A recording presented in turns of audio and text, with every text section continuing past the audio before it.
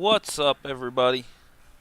We got Yo, some week 5 action here in the LOL Midwest. We have a banger of a series going on.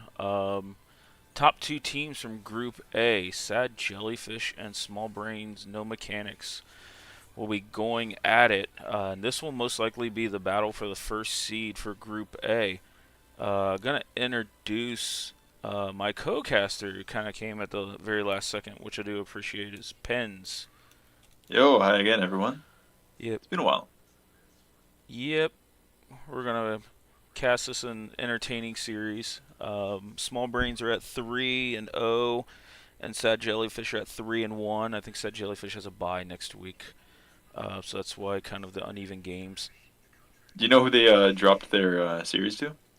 Um, that is a good question. I believe they dropped it to Insane Bananas. Okay. Yes, they did in a 2-1 banger series. So, uh, looking just at this week in general, there are 6 series. Four of them have went to 3 games so far. So this has been a week of just Oh wow. competitive matchups overall. So, You haven't been able to save your voice at all, eh? no, no. Hairwiz was really, really nice, but oh, and look at this. We're already into draft here. So let's see what we got here. We got Small Brains getting rid of Vladimir, Gwen, and Kindred. Vladimir's a pretty big staple pick by Salt. He's the MVP last season. So he's very, very proficient and scary on that champion. And over here on Sad Jellyfish side, we've got Aurora, Akshan, and Amumu. Amumu is one of Hairwiz's most proficient and picked champions. He loves playing that champion and has sets it in very, very high regard. So, One thing I do want to point out, uh, if that is a poppy top, then we have reached the end of Dippy's wonderful champion Emporium.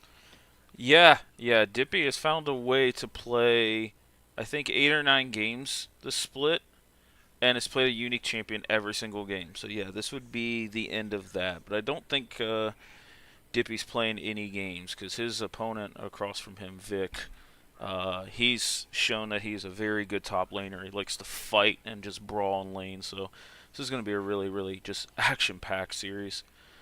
Hmm. But on the side of Small Brains, we have a Jin Leona in response to Caitlyn. I think with the Leona pick, though, Poppy could go support here.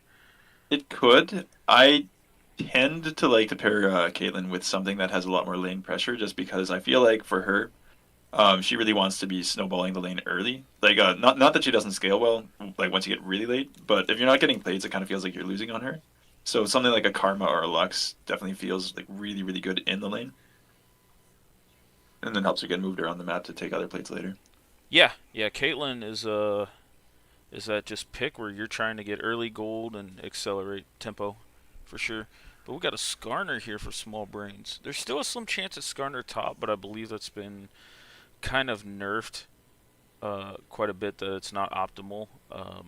One Punch Yeah, at this point, I Zac. would definitely assume jungle. Yeah, I know One Punch Zac plays it a lot in the jungle, so I would throw it there. And as you pointed out before, this is the end of Dippy's one Well, it time, could one and still be a done poppy champion. jungle. I'm pretty sure Peanut pulled that up pretty recently, so it You could know what? happen. You know what? You're onto something there. I do stand corrected. That could be Poppy Jungle. I think I would expect it to be top, but they could hold it for. They've got R5, so they can always flex it like at the last second if they really feel like they need to. Yeah. And then we see still some bands going to the solo lanes now with kind of the bot and potentially jungle all picked. Vic had a really big pop off game on Volley Bear, I believe, last week, if not 2 weeks ago. And looks like Salt is going to get his Talia and his mid pool attacked. Might potentially Mhm. see like a Victor ban coming here. I know Salt plays that quite well. So, but I'm going to take a second and share this in a couple different servers. And there is no subs for either team tonight as well. You love to see it. So we love to see two top tier teams at full strength.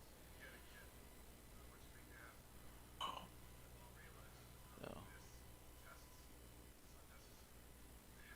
So while we're waiting for this final ban to come through, I just want to point out what I like about the Thresh here. Into Leona. Like obviously Leona's like a very premier pick at the moment, but Thresh is really good at negating her engage in lane. And the nice thing is like Leona is kind of like if you're behind, you can only go one direction. You can only go in, which isn't useful if you're behind nearly as much as like having peel. Whereas Thresh does a little bit of both. So he's a lot more versatile with the state of the game. Yep. And actually, I do apologize. I forgot to switch over to the draft scene. I kind of got a little bit rush start. But, oh, we got a Gnar here. I don't know if Dippy has played Gnar yet. I'm not seeing it on my list, so unless it happened during the series we cast, which I don't think it did. No, no, this is another Dippy special. Um, and that kind of makes me think now that it's definitely going to be Skarner Jungle. Um, I don't know if this is going to be a mid lane Gragas or top. I think mainly he's at top now. I would imagine top. I would too. It's not like this is G2 or something, right? The Yeah, rest of the draft is standard enough that I'd be a little bit surprised if they start flexing here. yeah. And Hui, so that is top Gragas, Jungle Skarner, Hui mid. Interesting that the mid pool was kind of shrunk up and Hui got all the way down to the end. But Sad Jellyfish still have kind of somewhat of their pick of the litter. How do you We, feel about the Hui blind here? I think he does just so many things really really well. He's like kind of the Oriana of. Oh, don't do this to me. Oh, okay. I'll finish my thought on Hui. He's kind of the Oriana of like poke mages. He really does well with a lot of CC and a lot of frontline to kind of let him cycle through his cooldowns and his skills um, to do kind of whatever he wants. He works really, really well with Skarner, Leona. They can lock down a team, and he can have a chance of like ulting and then EEing a whole team in there to proc passive. But then Yeah, we have a Nivea pick coming out for Sad Jellyfish. it's a Uh, CLT special. yeah, I don't like in the way. It's a fairly even lane. If anything, it might be a touch Nivea favored. It just depends if you can sidestep some of the Hui stuff. Hui does pressure Anivia, but she's actually really decent on the back foot early. But Mm. then it starts to become Hui favored until about late game when Anivia gets Roa, gets Seraphs, and starts to scale. But I don't know how I feel about the Anivia pick and looking at Small Brains' comp. I mean, they have a lot of CC, they have a lot of disruption. Gragas Barrel just, no matter what, always hits Anivia, so it always sends her flying back, cancels out the storm. Um, Mm. they only have really one champion that the wall's going to really play a factor in, and Hui. Jin's just too much distance to really like trap into a storm or something like If that. you're really quick, you can interrupt Gragas dash, right? Yes, yes. The wall with certain dashes can be a little funky. Like I know at one point I liked Anivia into Zac, but then Zac dash I think got buffed to be a touch quicker a couple seasons ago. So stuff like And that you'd is have to really do it hard with to the do. knockup break. I'm pretty sure he goes through terrain. Yes, you have to do it with the displacement. Like you can use the displacement to knock like Asol out of his flight, to knock Gragas out of dash. But those are like really, really hard to do without zero ping or just being like an OTP. Um, Hmm. but So, oh, go ahead. no, no, no. You can go ahead. I was gonna say, is there anything that you want to see out of these specific comps, or anything that like, as you look at them, is like, yeah, yeah, this is clearly what like the game plan is here. Um, I think the game plan for Sad Jellyfish is going to be just a lot more pick reliant. I think the Anivia wall with Gnar ult and Poppy charge, steadfast charge, creates a lot of opportunities where you can have team wide CCs or at least be able to pick somebody off. Throw the wall behind him, and then Gnar and Poppy just dive bomb that champion. But I think Small Brain No Mechanics wants a more front to back team fight without Sad Jellyfish having like a true tank. I think they win the front to back quite heavily. Yeah. Well, they got So the Poppy in the jungle, and the Gnar every once in a while when he's mega should be tanky. But yeah, I see what you mean. yeah, but I feel like Poppy doesn't get tanky enough compared to like Skarner will get more health based tank Right. than resistances, but then Leona's also super tanky. Yeah. Aftershock plus W is kind of an unholy combo. Yeah, yeah, and I just see Small Brains having just a lot of tools to stop this Anivia ult and long scale like team fights. I think like Gragas goes in, engages, and then they just pick off whoever gets flown towards them. I agree with you overall. Like I feel like not that there's a ton of it, but I feel like Small Brain has the better poke. I also feel like they've got the more straightforward front to back. I think they've got really great pick potential between Leona, Gragas, Skarner, Hui, Jin. Like they all, like a couple of them come in. Like Skarner obviously has to engage, but like they all have like multiple CC tools, including tools at range to say, "Hey, look, you were out of position, and now we just killed you. We CC'd you to death, and we didn't even have to touch you to do it." Um, so I think when I look at Sad Jellyfish, and like the bot lane bias is coming in here. Oh, let me know when we start the game. By the way, I'm still seeing draft here.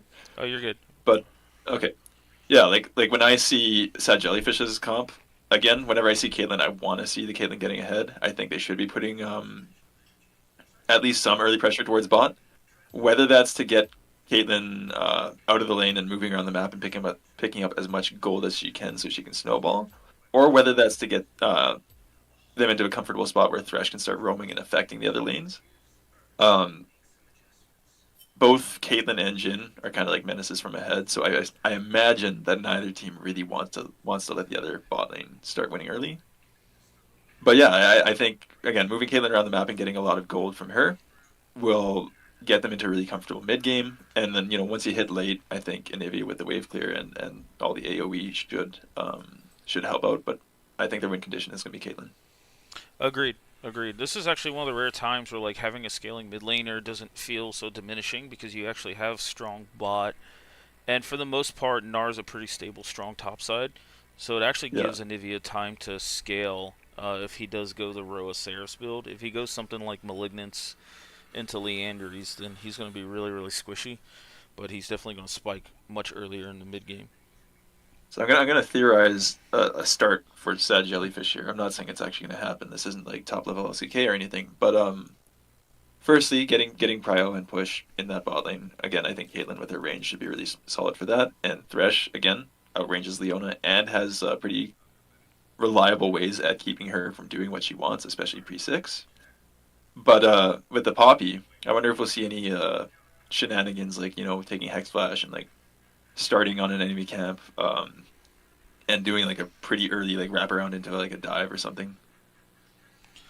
If Yeah, if um if Sad Jellyfish can stack the wave. yeah. I think there is a world where that Poppy could definitely make something happen really early bot side. If Caitlyn does get the push, which in theory she should.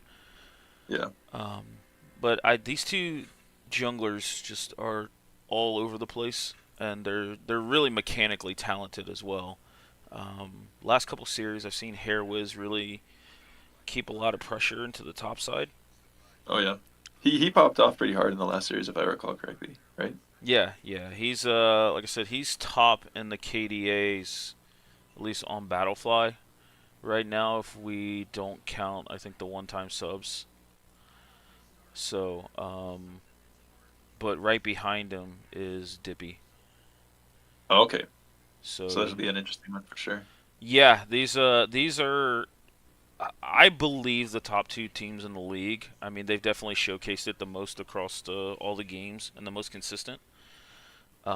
And saying Banana pulled off an upset into Sad Jellyfish, but Sad Jellyfish bounced back really, really well the following week. So Hmm. yeah, Hairwiz has a 9 KDA. Dibby has 6 right now. They're the top two again if you don't count Pretty the high. yeah, if you don't count the subs. So, but yeah, and Just a fun little insert here. I just learned the other day that High Noon Jin is actually an automaton. interesting. Huh. So yeah, I finally got a chance to pull up the chat. I can't see draft on stream. Yeah, sorry about that, Bori. I just rushed just a little bit. Just got off work, so just getting in the groove of things. So sorry about that. But looks like yeah, everything's working for the spectator for the most part. Can you see the loading screen you're in? Yeah, yeah, I can see everything. I would have spoken up by now, Perfect. That's fair. or at Seeing least I like to think of it. I'm seeing a lot of Dark Harvest on Hui, and I'm not 100% sure like how I feel about this. I think you lose a little bit of lane pressure. I mean, he is strong early. The QQ does some percent health damage, percent uh yeah, percent health damage. So I think combating that with like Arcane Comet, plus in like late game team fights, Arcane Comet can proc at least 2 to 3 times depending how many people you catch in the QE. Um, so I don't know. I got to try it out more as Hui is slowly becoming one of my favorite champions. They've released in quite a while. Looks like we're getting a fairly standard conservative start from both teams here. Yeah. 30 seconds until minions spawn. We're still in the age of barrier bot lanes, I see. Yeah. Yeah, I think Barrier is just the most consistent. Um, but also, like, no exhaust. It's pure ignite on both supports. Which Mark Cutie is known to just roam and cause just chaos on the map. Thresh is pretty solid for that too. So Yeah. if they can get power, that should be really really strong for them. Yeah. I think you're gonna enjoy watching Mark Cutie play. For sure. Is he the Rel player that ended up like just getting like all the damage in that one game because he was playing No, I believe that was Strawberry Tea, which he's another one that is not afraid to just buy the Moby boots or whatever they're called now and leave lane and just cause hell. I just call them the fun boots at this point. Yeah. So. All right, Thresh starting play. I approve. Fully into this lane. Yep. We see Poppy starting on the top side here, so I'm guessing maybe like top to bot clear, maybe. Yeah. Yeah, we'll see where Hairwiz goes from there, because you might be onto something with them trying to dive the lanes bot side with that start. Yeah. But they know Poppy started bot side too with that Raptor ward. The top side, yeah. Yeah, well, in the wise words of Core JJ, you know, you gank top, you get 300 gold. You gank bot, you get the Nexus. Yeah, and here's kind of where Hui can definitely push away Nivea. So I imagine the level 1 isn't really that fun for the bird then. No, level 2's not bad. But everybody disrespects Nivea's level 2, so looks like okay. I have a complaint. Okay. I don't ever see anybody in this league taking Hex Flash. There's a couple. Well, that's probably why you like Strawberry's Tea's Rel, because I think he did that one game. Yeah, well, like when you like flash forward on Thresh, right? Like especially if you're going to be the aggressor, like it doesn't really feel terrible if you've got the Hex Flash, right? Because then you can just repeat the play on as long as you've got like the offense. Oh, nice trade by Baby here. Right, but without that Hex Flash, then it just kind of feels like, you know, you flash forward, maybe you bought a little bit of space and you can go ward the river, but now you don't have that aggressive tool anymore. Just noticed I did not have the scoreboard up. I am slacking today. Yeah, what the heck, CLT? Oh, my bad. Game 2 will be better, I promise. So.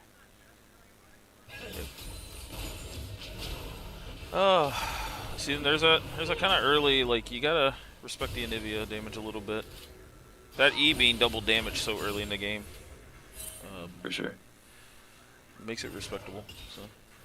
But I'm kind of curious to see what the build will be by Salt. I think kind of the consensus is Roa, Seraphs, and the Leandries. But I still say Malignance smacks pretty early. Well, I'll defer to you on mid lane builds. Yeah. I barely even know bot lane builds these days. Also, was that... I didn't get a chance to look at the starting items. But was that a book start by Hui? Looks So like. no D-ring. Interesting. Taking the Oh, fastback the item. wall! The wall combo. Okay. I can respect that. If I recall... Oh, nice play. Okay, there's that interaction I was talking Yep. about where Thresh can just negate the Leona engage. that Ignite going down too. Yeah, if I recall, when Poppy was posturing for the scuttle earlier, I think they had a ward on like the blue team that should have seen her, so they should have known that she was in the area. Oh, here's a nice flash by Gragas there. Well Loving played. Haku's movement on the map so far. Yeah. I think I talked to Hairwiz, I think a week or two ago.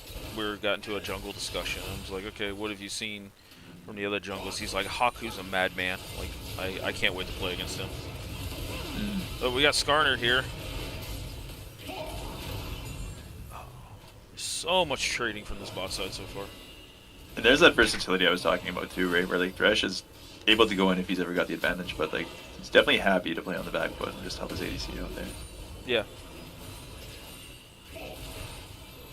Poppy might be looking for a repeat on the Gragas now that he has no flash. Yeah, See if potentially. she can navigate the vision. Oh. Skarner thinks.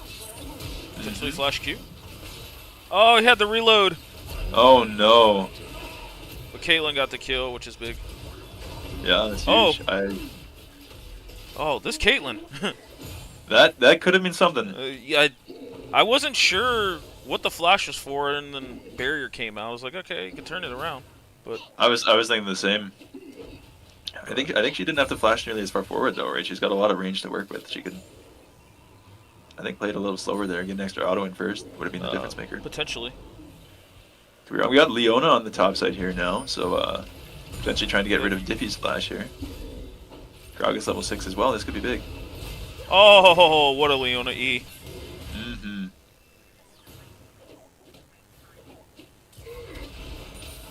But here comes a level 6 out of Anivia. This is where she can start to, play Wow. more up into the lane. No, I am loving how action-packed this game is so far. Yeah. Yeah, these are two teams where it feels like the supports know exact roam timers, and ADCs actually do such an amazing job playing safe weak side. Mm-hmm. So these supports definitely are all over this map. And we got a hook here by Marcuti. Starting the point in time where he's going to start roaming. Here's a Nivea here. Oh. Whoa. The top laners look like they traded kills. Which is big there. Ends up being a 2 for 2 for 1. Yep. 3 for 1 in the extended play though, if you count the kill on the Hui earlier. Yep. We do look like we got the Roa Seraphs coming out for Anivia. Which I think the amount of resources she's got on her now, she accelerates to that pretty quickly. Mm-hmm. So. I just want to point out quickly how that that play ended up panning out for anyone who's interested. Blue side had the first roam onto those void grubs. They got the kill up on top side, so they thought, like we've got an advantage here. We might as well use it. But with the roam from Marcuti, Yes, and Haku there taking over mid lane, the void grub play ended up becoming a little bit illegal, and it looks like they just stuck around too long, hoping to get maybe one, and ended up in a rough situation because of it. So they did their homework with the wards, but couldn't keep the prio in mid, unfortunately. Yeah. And Anivia still had TP pressure, or TP tempo to come back, so Yeah. I think she'll start to push around Stanley a little bit until he can get another back. The only thing about this Roa Seraphs build that I think takes a little bit of just champion insight is spamming the ult and clearing every single wave. Like, you can do that with Lost Chapter quite easily. But Right. once you get like 4 or 5 minutes on Roa, then it feels like, oh, is this is not a lantern bait. Oh, nice An hook. amazing hook there. Marcuti. Guys, Skarner coming in. We'll see if that can happen, if anything happens. Oh, Skarner with the 3-man ult. Oh, we get... Okay, so Fid got Shanti. Oh, nice flash hook there. And then Haku pushing him back in. That was a big turret shot, though. I think it still ends up being a kill. If Salt can get this kill, that would be amazing. But Fid doing the support.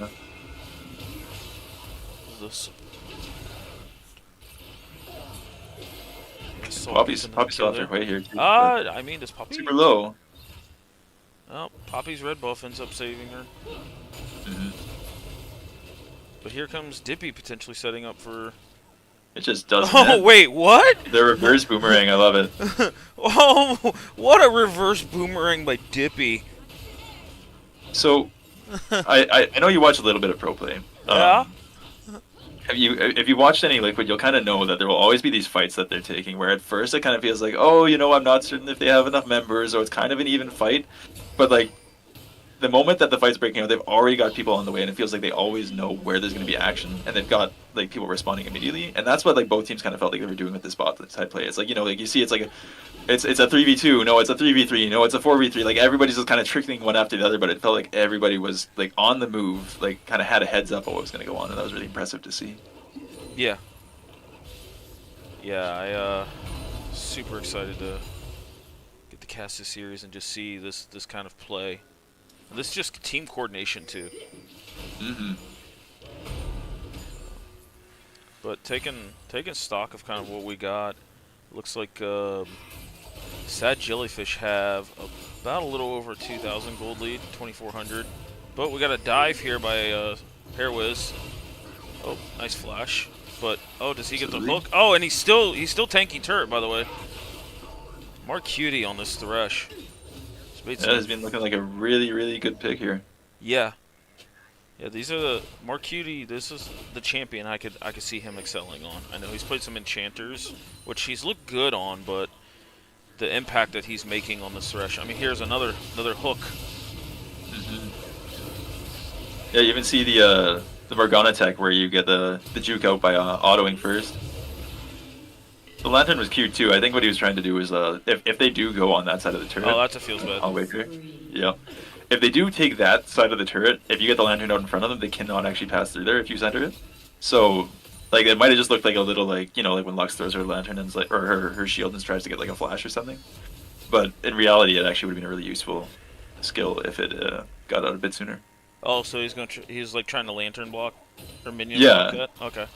Yeah, you can actually cut off that entire side of the turret. Interesting. I didn't know you could do that. Mm-hmm. I don't think you. Well, I learned that the hard way. I've cut myself off before trying to give myself a shield, so Well, that's a feels bad. it was pretty funny. But yeah, it felt bad. But looks like At least. looks like we got a fight here. And if he's on their own, Poppy's here too. This might end up being. Oh, no, they should be able to get in time. Yep. Just had to take a drink before we smacked him.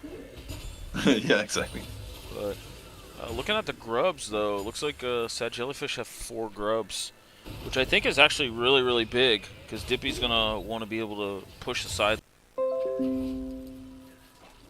Yo, can you hear me?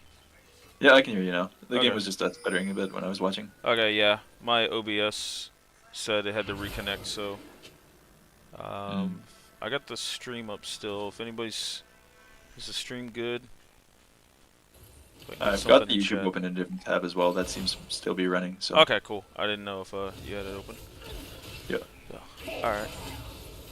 That way, if I ever remember to refer back to the chat, which I won't, but it's there.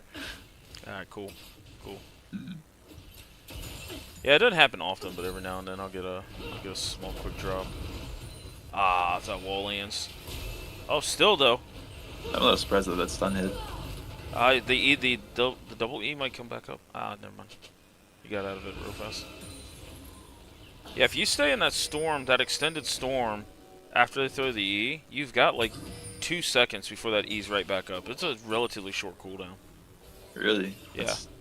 It's not a lot of time. No. And actually, we can look at it right now. It's 4 seconds. Well, he's maxing it first, so maybe once he gets Ceres, it goes down a little bit more. But it's pretty short cooldown for the amount of damage it does. Mm-hmm. So people think that they can just tank her damage, and it's like, no, you can't, because that E's coming right back up. Almost a 4K gold lead right now, which at 14 minutes, it's not where you want to be. But when you look at the items, it looks like the only person who's actually down on completed items, this way, I'm not recognizing that item that way is. Is that a component or a full item? No, that's a full item. That is Blackfire Torch. Okay, so yeah, my absence for the past like 5 months is probably showing a little bit here. Um, but again, supports are the only one with the item dip here, and not that Locket isn't a big deal. But when you consider how far down they are, I think this is probably the best time you're going to get as a blue side to be able to look for a fight before those leads start actually like manifesting in like significant item leads. So with the upcoming dragon, I think maybe unless they feel like they outscale, they should be looking to contest it. Yeah, agreed. And I honestly like this Hextech dragon is really big for Sad Jellyfish. They use the attack speed much more. So, but, and they do get that Hextech Drake. So all in all, this is looking like a really good game state for Sad Jellyfish. I think they do Yep. they do scale quite well. They've got the 2 Drakes, the Four first grubs. yeah 4 grubs, but getting that Mountain Drake away from of Skarner Leona, I think is really massive. Yep. We do see Skarner and Leona heading up on this top side here, so maybe they'll be looking to take a fight around the Rift Herald. They're gonna have to get there fairly quickly though. Hui could make his way over as well. Yeah. Oh, They should have the numbers advantage until oh Treasure nice. Nice ult. Oh, that's a feels bad. And Haku gets the smite. Thresh with the flash hook trying to get Hair Whiz on his way out with Skarner D. Yeah. Red team double kill. So what I failed to factor in when I said numbers advantage is that Poppy had ult, which means that she can say, no, that's not how it works. Yeah. And actually kicked out a pretty important member. I mean, Leona having summoners like that she never got to use during that fight. Right. It's pretty big. Get the tier 2 with that. Is that a full Ceres? Oh no, that's Leandra's second by name. Okay, I really like this adaptation. Knowing that Skarner is going to just build nothing but health, Leandra's has value. For sure. Well, I say that, and Skarner's not going Heartsteel. Oh, but this looks like a small overreach for Sad Jellyfish. The Anivia picking out that Jhin. That's the other kind of thing, is if you don't have sight on Anivia, the wall can interrupt Jhin ult. And there's the Gragas ult we were talking about. They get Anivia's passive down, it's pretty big here. But doesn't. This is a massive fight if Hui can get it like a small combo off.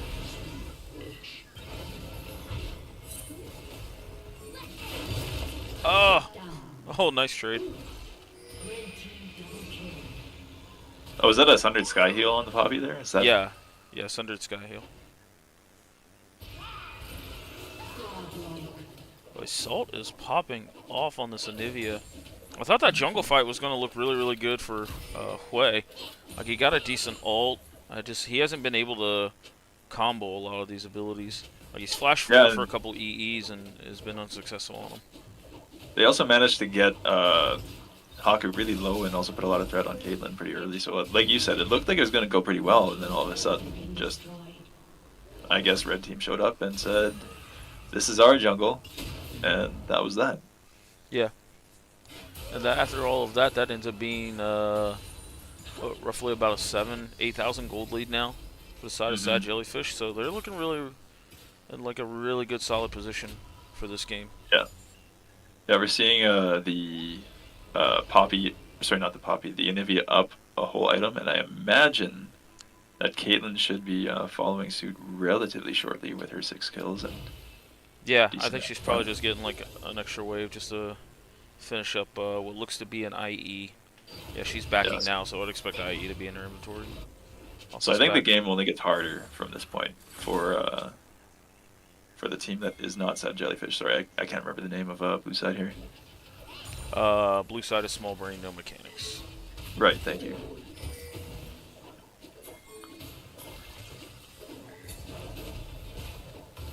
Right at this point, maybe you start thinking. What here we a go. nice combo there. So Dippy couldn't transform. That was well done. It really was. I was just about to say, at this point, you start thinking about how can we get some picks. You know, you've got long-range follow-up CC from the Jhin. You can have Skarner or Leona start everything off. And like I said at the beginning of the game, like everybody's got CC, including non-committal CC, that they can use to just kind of like pelt one person that they find like out of position or away from their team. And I think that's what they're gonna have to do a couple more times if they want a chance to get back into the game here. Yeah. I think the big thing is going to be picking off the Caitlyn and Anivia just because of the shutdowns alone. But Anivia's almost got a full stack Roa, which is... I imagine without like a crazy like Skarner angle or Gragas ult, I think it's gonna be really hard to manage to get a reliable pick onto the Caitlyn, though. She can stand pretty far back. And if you don't layer that CC perfectly, then she's gonna be able to take out the Thrashlander to safety as well. Yeah. So it's not an easy task by any means.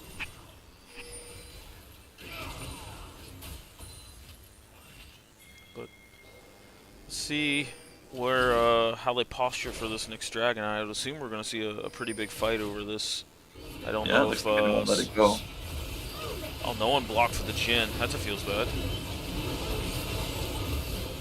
See, Shanti already gets the early kill on Stanley.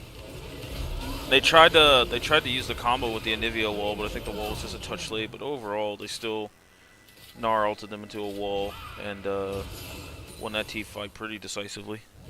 Mm-hmm. It looks like they're gonna try to make that a Baron. Is Anivia going to catch a wave or solo Drake? I think she's soloing like Drake. Yeah, her mana slow and go. Gragas and Jhin could try to catch her out here.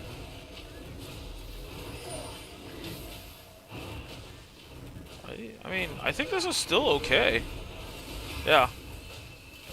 This would be a big shutdown if it goes to Jhin, but I mean, she's still gonna do a boatload of damage. Oh wow. Yeah, but Leandry's might be ticking. Nope. I'm more wondering if the Drake is gonna need an assist here. Mm-hmm. Okay, that's 1,000 gold over to Gragas. That's pretty big. That's a big catch over here for Dippy, though. Mm-hmm. But now they still lose. They lose tempo. I mean, yeah, they got the 1,000 gold shutdown, which They is still better lose the than Drake though, and they can't be on the map aside from Jhin right now on the bot wave clearing that up. But they don't even really have the opportunity to try to say, hey, they were just spending a lot of time on Baron. We can at least push these waves up, fires up in time. They might. I don't. Well, the Gragas TP made me feel like they were going to try and tempo it, but maybe Jhin they're still just has going for ult, still. so they could look to fight here, and it's not really a Oh! 2-4v5. But that's a nice steal by Okay. Hairwiz on the Skarner. See if they can at least get out, because Jin's not coming. It's coming out with the curtain call. It should be opening up right away. I think. If the health bars get low enough, maybe they'll just call it off. Yeah. Yeah. So I mean, we got a 1,000 gold shutdown for small As brains. well as the objective bounty as well. Yeah. So still all in all, I mean, it's what roughly 8,000. Yeah. Yeah. Still a hard game, but Oh yeah. not out of it yet. Yeah.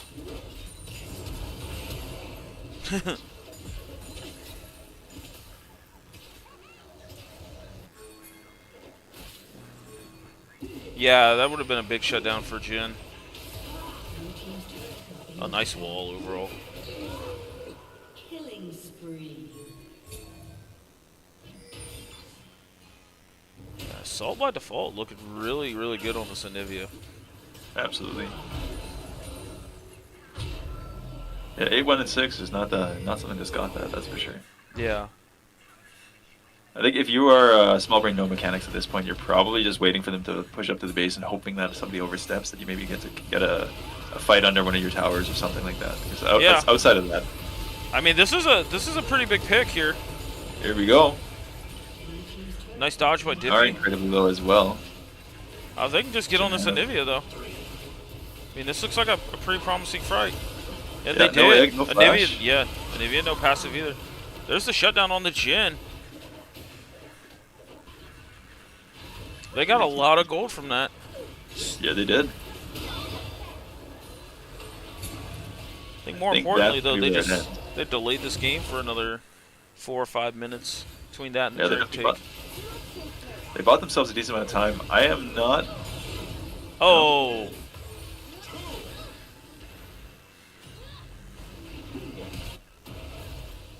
Forcing the flash out of the poppy. Yeah, I'm not convinced though. Like even buying time, I'm trying to think which team I think has the better scaling. How do you feel about the mid laners on that front? Like Anivia versus Hui? I think Who's Anivia, happier? I think Anivia for sure has the better scaling, but I think Hui starts to really index into like being a poke mage overall, or at least mid-rangey at most. Hmm. So, uh, it's it's just really hard to push into Anivia, as we both know, Oh yeah. and I don't think they really have the greatest angles to like bum rush into it and get Anivia out. Also, with Anivia having now stopwatch or Seekers now, that becomes much harder because the Seekers doesn't stop the Anivia storm. So if she Dude, I feels, still call them tab eyes at some point, so like the name changes don't really affect me right now. yeah, um, but yeah, this will be interesting to see how these 5v5 develops. I think if they try to push into Hui, they can overstep a little bit. Hui does Hmm. have a boatload of AOE and some We did CC see that ability. already in the mid lane there earlier. Yeah. And the nice thing about them delaying too is like you can only spend so much gold, right? Hmm. So eventually that 8k lead, which it stayed at for I think the last 5 to 10 minutes, Oh, probably close trying to to get a 5 minutes. pick Oh, here. Looks like a pick onto Mark Cutie. that's a tanky thresh. Yeah, they spent a lot of cooldowns to try and get that thresh. Scar not quite being able to make it through the wall is a little tragic there. Yeah. I feel like Dippy and overall Nars just having a lot more impactful like team fighting and CC. Um, to where like this Gragas, I'm not I'm not just sold on the pick though. Mm. In general, like he's had a lot of good barrels and just proccing phase rush and getting out of fights, but I think when it comes to a straight 5v5, it's really hard to pilot Gragas in this situation. He just Yeah, I doesn't have think the good again, enough access. I think you kind of just need to hope to get a pick onto somebody, but when it's the when it's one of the tankier members on the team, that becomes a little bit less of an ideal situation, especially if you need to burn like 10 seconds of abilities, well, 5 to get the kill. Oh, but we got the Fidsticks getting caught out. Looks like Shanti picks up another kill. He's now 10-2.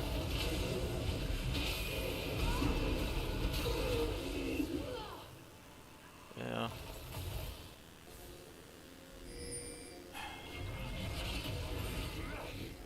I'm not seeing another miracle steal on the dragon this time around. I think Yeah, I'm not. Though the steal earlier did its job now. They weren't on soul they points, really so did. this isn't giving up Dragon Soul yet.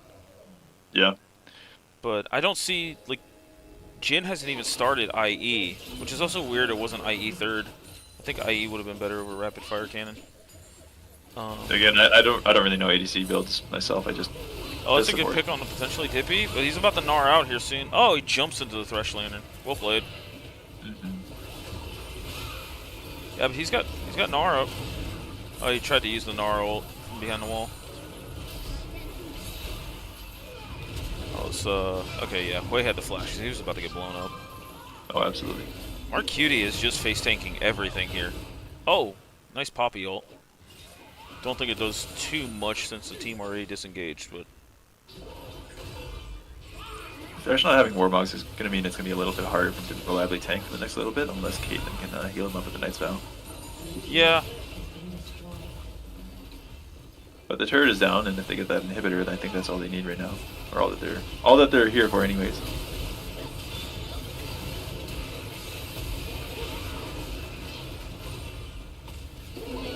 Oh, big headshot and big ult Incredible engage. by Dippy. Yep. We're seeing that Gnar Anivia vision come to fruition here. Yeah.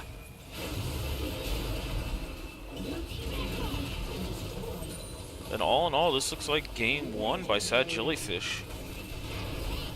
While it was a 30-minute game, I think Sad Jellyfish got the lead in the mid game and just kind of held on to it. Small Brains had some decent plays to push Yeah. back, but we'll see what kind I of felt like adaptation Small Brains wants to make here. both teams seem to do a really good job of moving around the map early and also like bringing members to the fights that they were anticipating coming out. Mhm. Right, you saw advantages going over to both sides, but I think the real like swinging or tipping point was that play by those first grubs where they got the double gank onto the Hui and then turned that into an advantageous fight around those grubs, and I think that's where the lead came up. And once they got that gold lead, they never really let it go. So it kind of just felt like, one slight macro misstep led to a situation where Sad Jellyfish just like completely like held on to the game for the rest of the 30-minute match. Yeah, yeah. And looking at this damage charts, I mean, just Anivia and this Caitlyn really put in work. But again, Dippy just always seems to find a way to top in these damage charts. He puts the top in top lane. I mean, you can say it like that, yeah. So very overall, just a very impressive game by Sad Jellyfish. And I believe I have to look this up real quick, but I think that might be the first game Small Brains has actually dropped the split. Oh wow.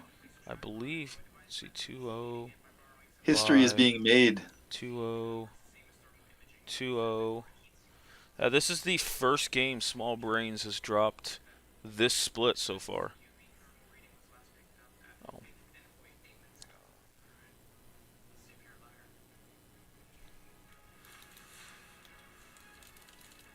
All right, so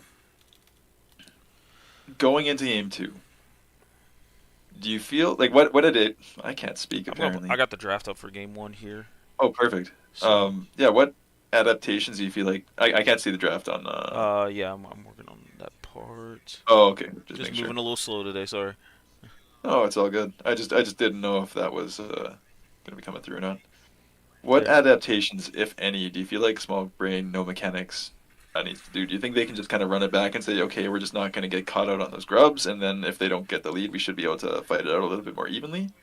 Or do you think that there's something that they should actually be changing in their draft? Because I felt like looking at the two drafts, I think I actually liked theirs, their team comp a little bit more. It felt more straightforward, and it felt like on multiple fronts, I just thought they had some better tools, but never really got to showcase that until it was too late. I feel like Small Brains, looking at just the champs they picked in their draft overall, I think that's just a much harder to execute comp. Um, I mean, they don't mind front to backing with Skarner, Leona, and then Jin Hui are pretty good solid damage dealers. I just don't know, looking back at the game, I know hindsight's 2020, but where this Gragas kind of fits in. I mean, it kind of turns your comp into like a wannabe pick comp, but then you don't really. You have Leona tools, you have Jin W a little bit, but there's also a little bit of anti synergy where, like, if you try to jump on somebody, Gragas can casket them out of it, um, and stuff like that. So, um, all in all, I think, like, looking at the gameplay and looking at everything, small brains just had a much harder comp to execute.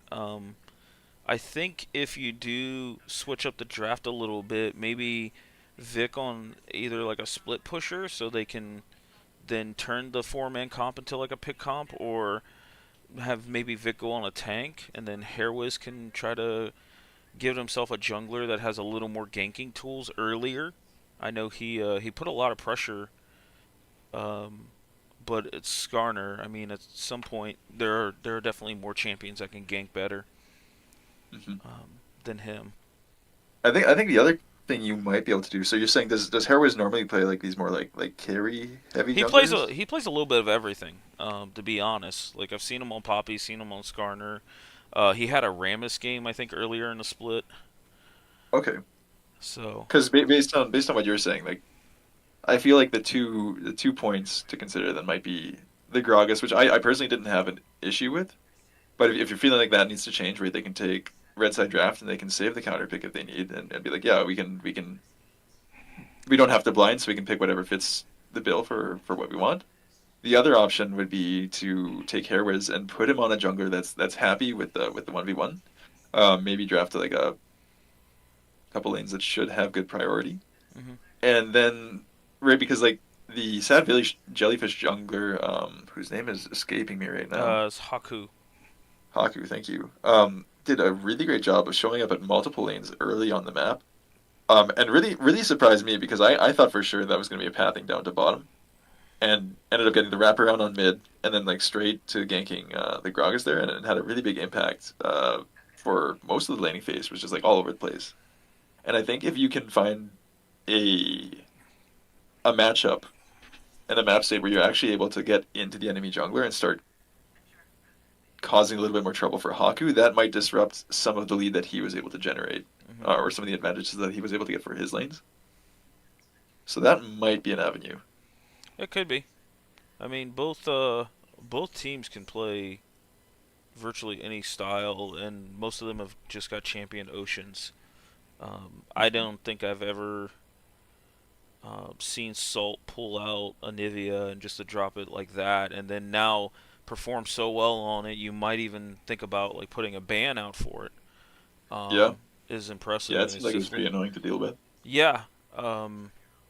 But I think overall, I mean, it was. I second guessed like the Anivia angle, and it overall didn't look too bad. I just know into a lot of CC comps like that, it's if they bum rush Anivia, it's really hard for her to find positions. But she positioned herself really well in that fight, Mm. and really kept the Hui in check. And also trying to get past the Thresh Poppy can be a little bit of a pain, especially with Hmm. Arcuti doing such a good. I don't think I could be wrong, but I don't think I saw any plays that were bad from him. Felt like every single time he used that, it was like um, stopping a Leona dash or like that was the main one, but or keeping the Skarner from getting a successful dive in that bot lane where they turned that killer on too, right? Like I think the only complaint that I have on the side of Sad Jellyfish is that Mercury should take Hex Flash. I am a firm believer in that rune. I know I'm going a little too far here, but if you are on the like aggressive side of a matchup and if you actually have like offense and priority in the lane, like I actually kind of do feel like burning your flash and unlocking in quotations your hex flash is kind of like a level up as long as you've got the advantage. Like if you don't need to flash backwards, then you've got flash on a 20-second cooldown, right? So as long as you're out of vision, like you can always be threatening that, and it's huge. Yeah.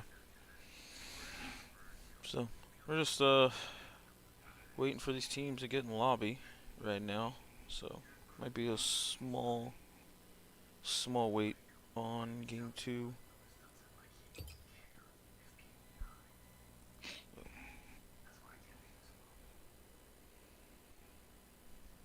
So do you think Dippy continues with the trend of a new champion for every game? I would have to Or go. like a campaign slogan or something at this point? I actually clicked top lane on the LOL draft just to look and see like what he hasn't played yet. And it's Honestly, I think if you want to deal with Dippy, low key, you might be able to get away with only banning champions he hasn't played if you want to shrink his pool. I I'm That I might be a little troll. I'm getting a little too lost in the sauce there. But yeah. depending on how committed you think he is, like you could gamble on that, I don't know. especially in a game like this where you would expect that he's already feeling himself and like thinking, oh yeah, I did a pretty good job. We're up a game in the series. I don't have to repick something if I don't want to. Yeah. There's still like so much on the table though that he could pick. Yeah. I mean, you got stuff like Cho'Gath, Darius. I don't know if he's played Aatrox yet this split, so there's another one. Let me double check. Um, Again, I don't have his latest games on my notes, but from last I he's checked, got it would have been. Shen, Mordekaiser. Like, I wouldn't surprise me if this dude plays Riven at a high level. Like, it just Dippy is, I think, solidified himself as one of the best, or at least in the discussion of like best top laners in the league so far. I know there's a lot of really good top laners. Vic across from him being one of them as well, but Dippy's just. It seems like every time you pan up there, he's always got pressure. He's always on the winning side of a matchup. Mm. How did he look? I'm curious. How did he look in the series that Sad Jellyfish lost? Like, was he still looking like he had the winning side of the matchup and it just didn't pan out? Or Yeah, yeah. I got dang, distracted there for a second. Yeah, he. I don't think like he went. I think even or just slightly ahead in that series. If I remember correctly, I've casted so many series of Split that it's all like meshing together. oh yeah. Um, he played War Initiate from Insane Banana. Um, oh, okay, I do remember that series. Yeah, yeah. War did really, really well in Game 3. I believe Dippy played Cassante, and War played. I don't quite remember what War played, and then Battlefly is also, like, of course, not having all of these games. Yeah. Um, Don't know if there's been a single season where that hasn't been an issue. yeah. Um, I do remember Game 3. I think Salt picked Vladimir and the Ghost Tigers, Talia, and they popped off quite a bit there. But no, Hmm. like, Dippy played Maokai into Nautilus, and he completely like just dominated that game. But then game one he played Poppy. Or I'm So sorry, he played Volibear. My apologies. right. But Uh, I just think this dude can play anything. it's looking like it. And it's looking like he's wanting to prove it too. Yep. Let's see. All right, we got the draft up. Yeah, I Like we don't know really if want he's to trying go. to do this on purpose. I feel like he is right now. At this point, you gotta be right. Like, Yeah. there's no way you don't just repeat pick. Like, even if they're all comfort picks, like I feel like you very seldomly find instance where not only is somebody like equally comfortable on like 10 plus champions where they wouldn't even be like no like these five are like my most comfortable, but also where you end up like in that many games in a row where you feel like a different champion is the right call. Like that just seems like a little bit out there. Yeah. I've got Seth plays in the chat saying he's even pulled out Enchanter's top lane from time to time. Would not It's surprise reminded me. me of there was I don't think it was Dippy, but a couple years ago in this league, there was a top laner who every once in a while would actually pull out things like Rel or Zillion top lane and just play like a super supportive style. And I'm sure you know like that there are ways to punish it, but he apparently made it work really well, and it was super frustrating to play against from what I've been told. So Yeah. who knows? Maybe he won't go quite that far down the rabbit hole, but I'm excited to see it. I'm curious as well. See, I'm just curious to see just how the draft turns out. There was a lot of different things that Sad Jellyfish pulled out, and stuff like the Anivia, um, that worked really well. And Mhm. just be curious. This is gonna be a good one, I think. The Looking back at Small Brain's last draft, and I think this actually did end up coming to bite them, is now that I'm looking at it, it didn't seem like they had a lot of consistent, reliable damage, right? Like, Hmm.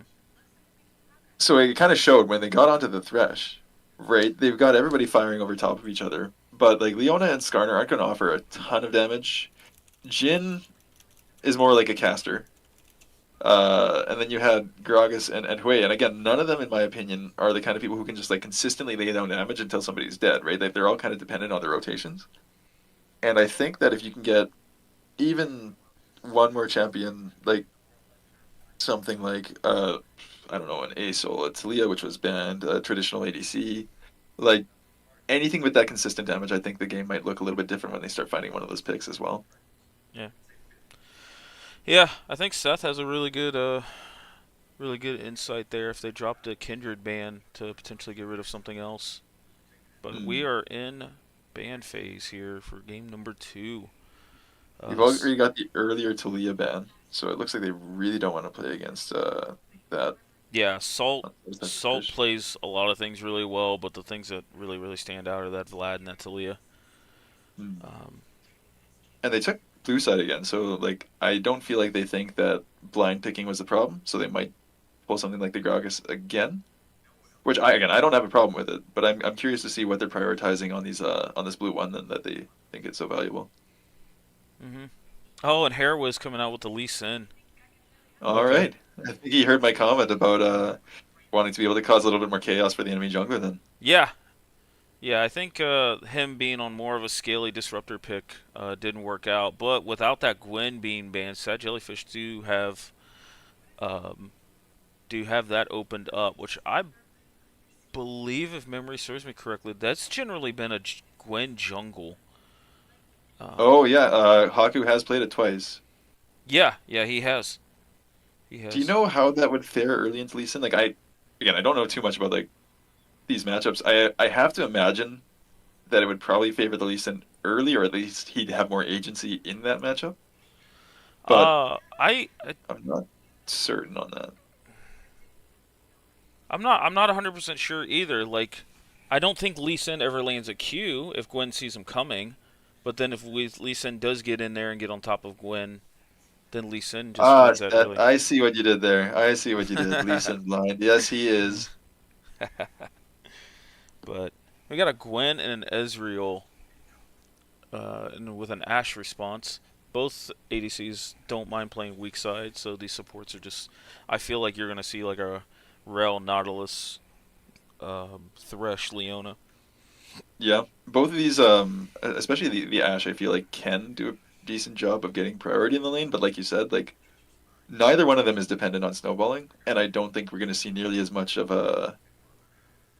Well, not like I felt like the action was pretty fairly evenly distributed last game, but neither of these lanes, in my opinion, is nearly as hungry for that early lead or for that jungle attention that they might have otherwise wanted.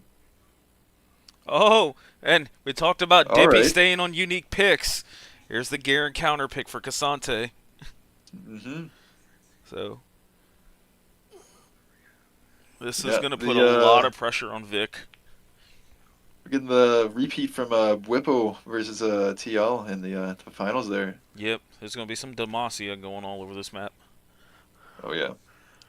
So Could have also looked at the Cho'Gath if you wanted a different counter, but has he played that already is the question. no, he has not. He actually hadn't played Gwen either.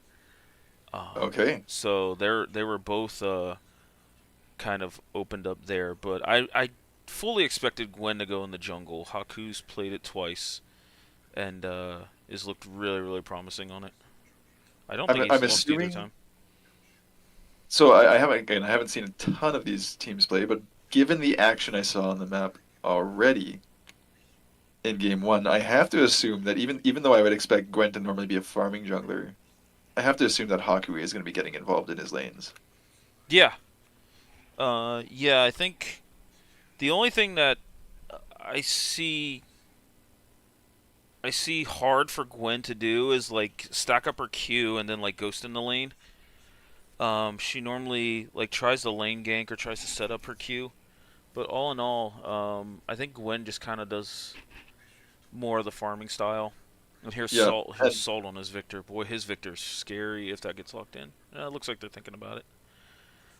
well, even with the Garen and the Ezreal too, like if I didn't see last game already, I would be expecting like you said, like the farming style on the Gwen. Like Ezreal can be fairly self-sufficient. I imagine Garen into Cassante is much the same. Um, is that actually that is a Xerath That's a lock-in? Xerath lock-in. No, I'm gonna get a little bit into the sauce here. I'm gonna call that a flex, and not because I think that Xerath is overall a fantastic, unpunishable support, like by no means, but paired with Ezreal, if the skill shots are landing, it's incredibly impressive. I do think that it can have value here and there. Your roaming potential is really strong because you only have to go halfway up the river to like affect mid lane. Once you unlock that level 6, getting priority is really great if you want to move around for objectives. And again, like Ezreal's pretty self sufficient, so if you want to post level 6, like make a play happen elsewhere, it's not like you're leaving Ezreal like to suffer too much. Um, Yeah, he also and gets again, it's just horrendous to play into if you're getting hit by the skill shots. yeah. He has an insane amount of push at his bot lane as well. Oh, and a Morgana support here. Okay. I think I like it. You're contesting the like the poking and the priority that that a Xerath support might try to offer, while also picking up that spell shield to negate a lot of the damage that he would otherwise be dealing. I But we've got Bard, so it's Xerath mid. well, it's not locked in yet, but I do like the Bard pick. Sad Yeah, Jellyfish is kind of cooked a little bit in this draft, and I like every part of it. That is a Bard lock-in, so that is Salt on Xerath mid. I think this is our first Xerath of the split. it's an exciting pick for sure. Yeah, And actually, I like Bard and the Morgana overall. I've seen a couple of Morgana supports, and they don't feel like they just do enough Hmm. overall. So, Yeah, I think um, Bard can definitely affect the map a lot more easily. yeah, One interaction, by the way, with Bard's Q and Morgana Spell Shield is if the first target you hit is the spell shielded target, but you deal enough AP damage to like break the shield, you can still get the stun off with that same Q. So yeah, you can yeah.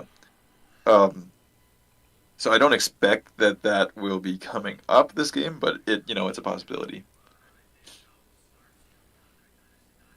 yeah. Also, like Mark Cutie, as much as he loves the roam and just affect the map, Barb just seems like his type of champion. So I'm actually really, For really sure. excited to see this. Um, I am curious to see when and how he roams this game. Because again, looking at the bot lanes here, I think the Ash Morgana should Grounded. have a bit more priority. Yeah, obviously it'll depend on how it plays out, it depends on where the skill shots are landing and whatnot. But if the Ezreal is constantly getting pushed in, right, I will be curious to see You left your brave pants at home. if Marcuti Wonder still where they finds even get decent them. times to roam on, or whether he just says, you know what, Ezreal tough luck, You're like coming I'm with gonna go me. affect the rest of the map anyways, and just farm as best you can under tower. We don't care if Ash gets plates.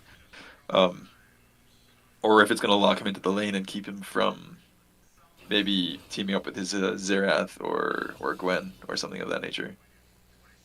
I feel like it's gonna be hard for Ash to like if both supports leave, it's gonna be really hard for Ash to catch out Ezreal, and then even if like Bard just True. dips uh, and leaves Ezreal there, yeah, they'll push Ezreal in, but at what point is it gonna be the match the Bard room? Because Yeah. I foresee him getting to like level 4, and then he just throws up the deuces and he's gone. Like it's just no reason. I feel like this is going to be an insanely rough game for Vic on this Cassante because I just think if he even plays the lane well and goes even with Garen, we all know Garen's going to outscale, but I just see Marcuti just being perma top lane and just Mhm. trying to keep this Cassante down because once they keep Cassante down, there's nothing going to be able to take damage or do anything. So how do you feel about the mid matchup here?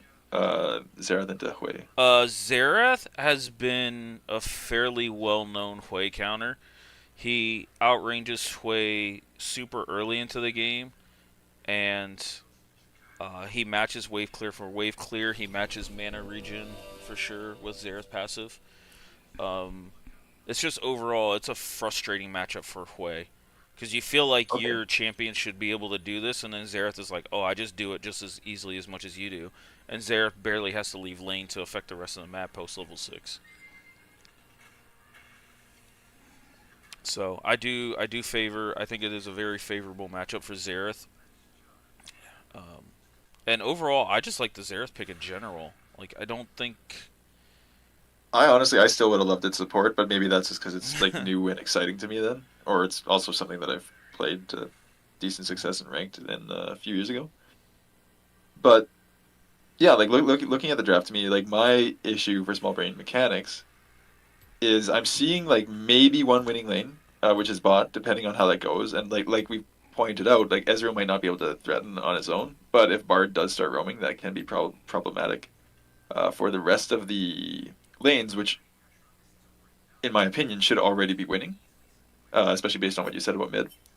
And then on top of that, even if Lee Sin did want to get into Gwen's jungle and start like sowing chaos, like if you've got lanes that are being pushed like against your team, right? It's just not ideal. You're going to be getting rotated on first, and you're not really going to have a lot of support. Like Bard is going to be especially annoying in that case if he's leaving lane. Um, and I think Gwen should be pretty happy to farm up this game and just kind of get to a point where she can do what she wants. Yeah, agreed. I mean the Lee Sin blind, no pun intended. Yeah. Sorry. Um, No, I I think appreciate it. was great on paper, but then looking at how the draft ended up shaking out, yeah, I agree. I don't think Small Brains really has like a winning lane. They have probably a couple lanes that are even at best, but this is also like Lee Sin could make some early ganks and try to put these lanes in Yeah. favor. I just think there's such systematic losing lanes that even if Lee Sin gets Cassante ahead, for example, he's still going to burn from true damage from Garen and Gwen. I don't think there's a world where he ever can gank Xerath, and even if he can, Xerath just goes defaults to wave clear again. Very similar to how like a Nivea from behind plays or Asol. I feel like with the CC from Hui, they might be able to have enough damage between the Lee Sin and the Xerath, right? He's a very immobile, vulnerable target. So sure, he's got the stun and the slow, but if you don't get that stun off at a high range, it's not going to last very long, and the slow isn't going to stop Lee Sin from dashing to you, right? So I do think there is a window to look there, and that might be the one avenue. Because like, what are you going to do? You're going to gank a Bard Ezreal, or I don't see Lee Sin Cassante really being able to threaten Garen that much, especially once he starts building. If he goes tankier and builds a bit of armor. Um, I think generally the build's been like Bruiser and maybe a couple of crit items. yeah, I guess you do want enough damage to be able to actually like kill the Cassante when he presses R. Well, also Garen getting just raw tank stats from his W stacking True. is nutty. Every time I feel like this champion, I press tab and I'm like, this champion should be squishing. He never is. So, Is it like when you press tab and you look at Galio, it's like he shouldn't be dealing damage, but he does? I mean, very very It's similar. like the reverse though. Yeah. Yeah. All right. Looks like we are loading in the game. So, Oh, I'm still seeing the draft. On oh, your we screen here. just Oh, we just started loading in the game. So, oh, okay, okay. yep, we're good. We move over to this. Yeah, right on. I've got the loading screen. Yep. Elderwood Bard. After Cafe Cuties, I'd say that's my favorite one. So good choice there. This is a game. This is a game where I will forgive Marcuti for not taking Hex Flash. I don't think you need it on Bard. I don't think you need it on Morgana. So, we are in game. I'm seeing it. So we're good on that front. I expect from the side of Sad Jellyfish, we're probably going to see another 5-point start. I don't really see any reason to try to be the aggressors on Gwen. Unless you're looking to get like a ward or something to be able to track the Lee Sin would be ideal. Um, Looking at some of got the a 5-end keystone stack choices, the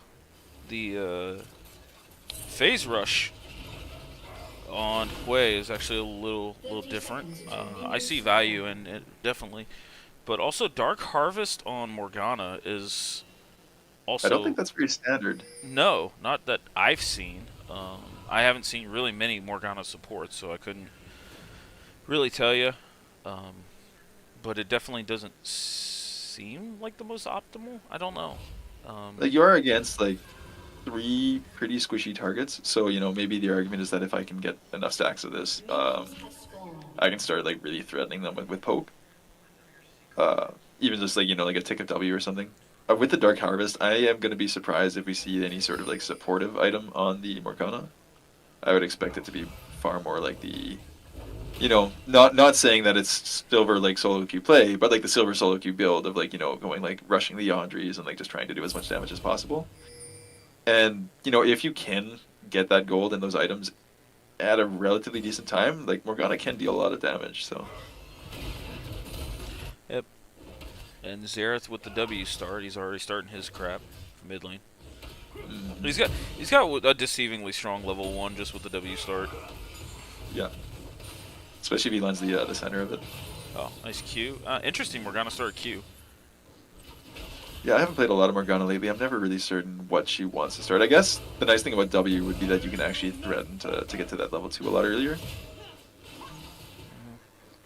But maybe the read is that I've got an Ashe on my team who should be fairly good at like committing to a longer trade if we want one. So if I get that route, then you kind of lock them in there. Yeah. You got an early level 2 from Mono and Fid. That was a Dark Harvest stack already. Marcuti with the early ignite trying to get this duo to back off. Overall, really, really good trade by this Ashe Morgana lane. Absolutely, and no sums burned either, which is really nice. Looks like Hui has push on the Xerath as well. Is that something that you think would normally happen in the early levels? Yeah. Hui can kind of just pick how you want to play the lane. I mean, if he just perma pushes you in, then you're playing this wave clear game. But if he doesn't push you in, and he wants to kind of keep you at the middle of the wave, he can definitely QQ you. or hit you with like a WE. It's another Dark Harvest stack from Morgana there.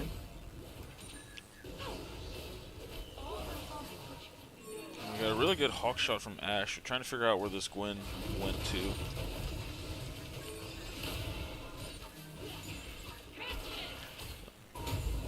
Looks like we're gonna get a plate before first back on the bot side too. Meanwhile, skirmishing on top. Yeah. That's the second turret shot that Fitstick has taken here. Oh goodness. Oh, that was a interesting Hate to choice see by it. Mono. I don't know if he was expecting Fid to ignite there or what the communication was, but now we got Gwen burning the ghost and Xerath moving over for this river fight here. I think I would still expect Lee Sin to win that. Yep. Like, he's still a very, very strong champion early. Absolutely. Yeah, I don't think Gwen is really gonna be too happy to duel until she gets a bit of gold spent. Yeah, that bot lane play was really, really unfortunate because like they had all the pressure. They could have. I don't even know if they ended up getting the gold for that plate or not. I believe they did, yeah. Okay, so at least there's that. But that should have been like a really, really solid point of strength. And Oh, even if you don't get here comes Fid trying to get a gank already off. moving on the map. Okay, so we're seeing just as much roaming as last game. Yep. Right on. That was well played by Dippy. Not that, you know, there is any gear and mechanics at all, but using that It W. was well played in champ select. That's fair. But saving the W for the Morgana Q to have the extra tenacity and damage resistance. Mhm. I like this ward from the Bard here that should be able to catch a rotation from the Morgana heading back to bot lane by a little bit of safety for the. They might be looking to dive this Ashe actually right here.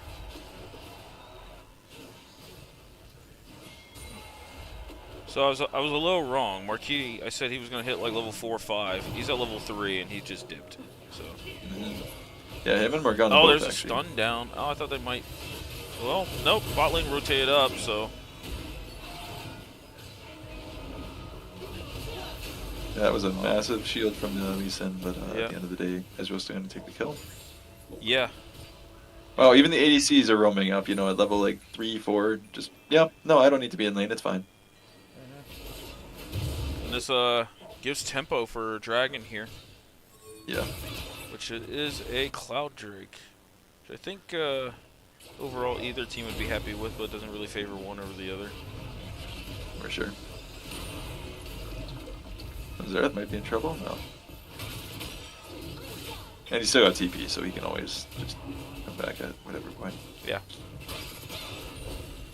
Yeah, once again, though, we're going to see a ton of Oh, map there's a movement. flash from Zero. The flash, So.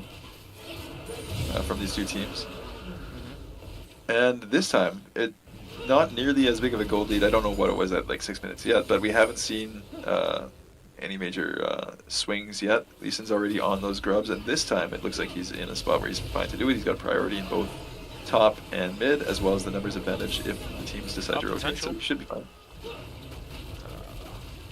Not But- quite, but that's just on the tail end of Xerath's teleport, so that's gotta feel a little bit bad, right? You just came back to lane and lost half your health. Then again, No. 2 for 4. sometimes that's all you need. Yeah, I felt like when Hui landed that ult there in mid, he could have like QW'd to at least force the Xerath to back or respect the Lee Sin presence there. I don't think QEing the wave just to try and push it in is helpful in that case. Well, at any time you commit onto like a Xerath or a Jhin feels like the same way. You always have to be very careful if you're not finishing them off once they've got that level 6, because like you can be like, oh yeah, I won the trade, you know, like I got them really low and now I've got control over the lane, and then you see like that R come out and you're like, oh no, right? See if they give this to Stan. Okay. Yep. Well done by Hairwiz letting his mid laner get some gold there, Absolutely. especially after getting solo killed.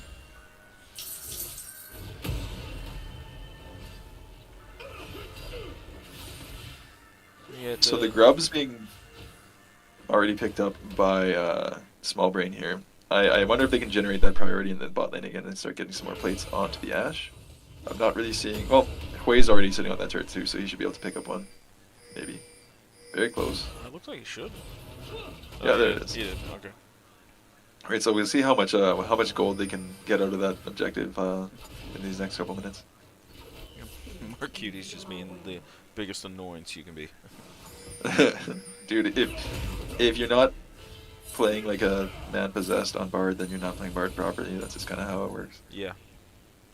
The Bard is like the singed of supports. He really, really is. It's like Nasus is the singed of mid lane. It's just so annoying to deal with. Unless they're proxy farming their top wave and then camping for you. Hey, that's a different story. Yeah. Yeah. So, I look-key thought he was going to bust that out last series, but that's another topic for another day. Oh, yeah.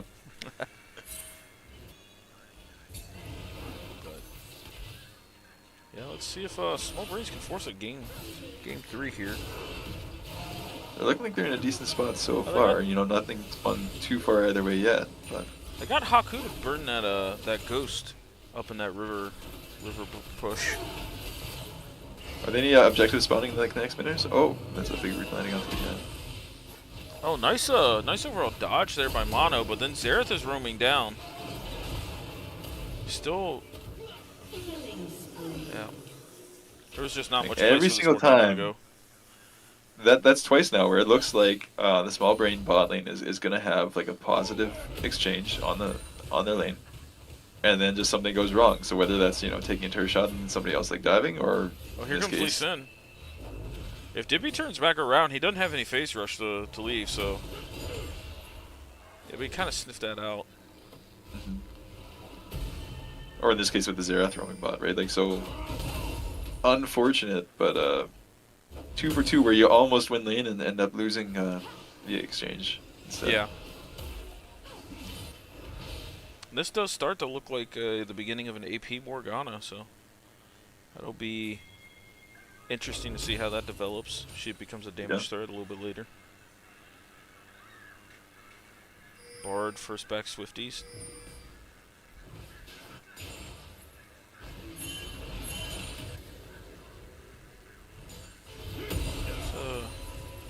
I won't call it like a slower game, but it's definitely a little bit quieter than last game. About Yeah, a not that that's a 400 hard benchmark to sit under, but That's true, yeah. But I mean, you got Mark Cutie. Just yeah, being an absolute. being annoying. Yep, Dude, I love that skin so much. it is a pretty good skin. I don't think Bard Does it really look has a like- bad skin. No, some of them are just hard to tell, like, what stages little healing shrines are at, though. Well, they sped up the how long The it rate at took- which they, yeah, that was a very nice QOL update for sure. Yeah. So it's gonna end up being 3 grubs to 3 grubs, but with Mark Cutie going top side, Looks like they'll trade the dragon on the other side. they gave up a plate bot, but yeah, they got the Drake, and actually Infernal's taking definitely gonna feel nice this game for sure. yeah taking Infernal away from Sad Jellyfish's comp is gonna feel really really good. I don't think they Well, not to utilize it mention- as good, but But you've got the Ashe, the Morgana, and the Hui, right? All of them have a really easy time proccing. You could even make an argument for like Lee Sin with his Q, but yeah, I think both sides would have been really happy to have that.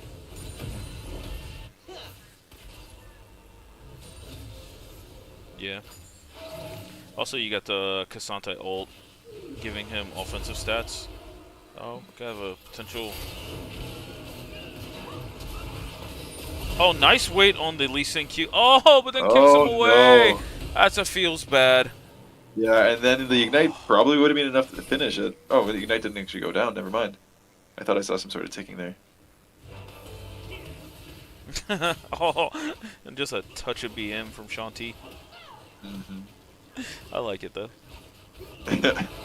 This is Marquise just playing.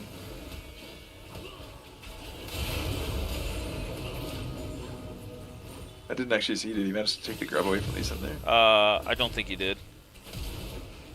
But Hair was having to dance around a little bit, and Dodgy Xerath ults had to burn flash. Yeah. Everyone's saying, if Ezreal gets to live, then so do I.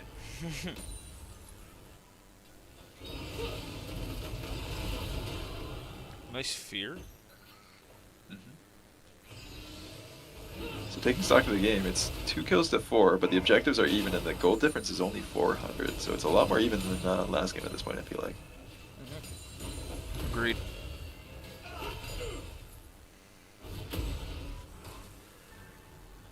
Yeah. And if I'm looking at the scaling, I'm not. Again, like if I'm looking at the top side, then sure, I think Gwen will be stronger than Lee Sin late and Garen relative to Cassante, but Cassante's always going to have his use, and so will Lee Sin. Like at the very least, they can be kind of like these CC catching utility champs, if nothing else. And then on the other side of the map, yeah. A lot of focus from mid lane coming here. Oh, nice Bard ult. Ash ult getting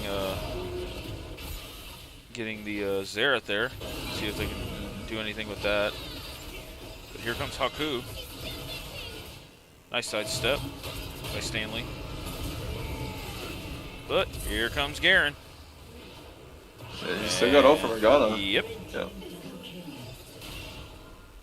So the main difference on the bot side is I do think, in terms of like, if you're actually getting your full output out, I think Ashe is going to be dealing more than the Ezreal. And then Morgana going to be building this full mage build. Should also, I think, outscale the Bard. So like, it's not like it's like a free game for either team if it goes super late, but I think I want to say Small Brain can be pretty fine if it goes even for a long time. Yeah. Yeah, I think their comp has still like quite a bit of tools to work with here. It's just going to be execution. Oh yeah.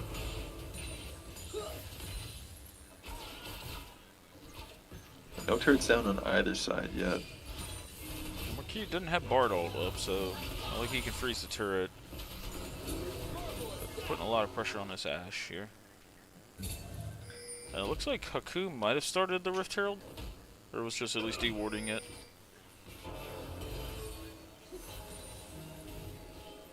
Yeah, no supports on the top side of the map for that play. But both... No, actually, Ashe ult isn't quite up yet. Now it is, and Ezreal ult is too, so, 3.5 versus 3.5. Yeah, but you got Garen and Xerath both here.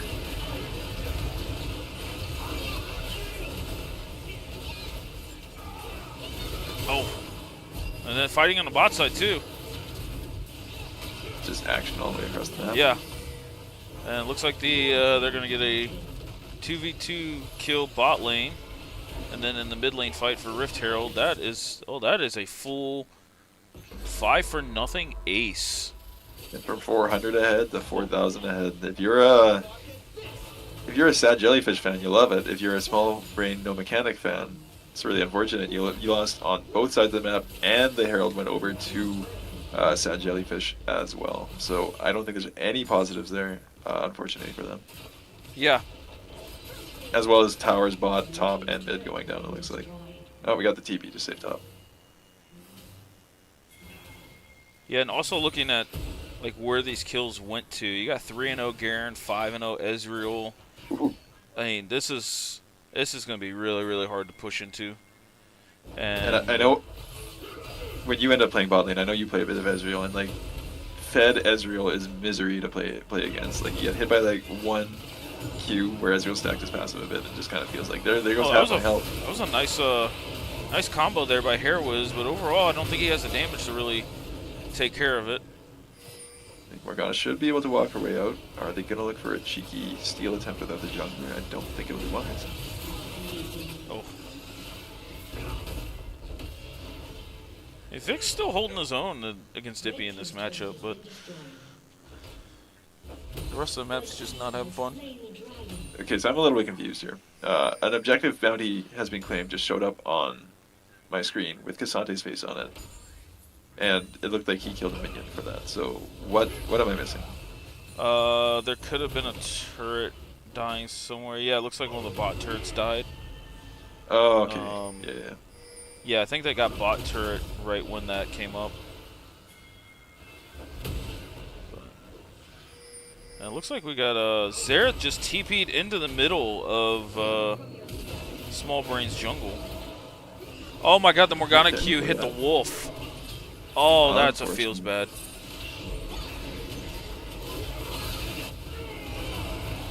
And Xerath manages to stay alive. Can't say the same for Garen. Maybe. Garen dies. Okay, that's a big Oh, shutdown there he going goes. away. Bard might be in trouble too. He's under the tower. He can't fight back. But he does. No, wait. I've got the towers wrong. Oh. This is Oh nice. no.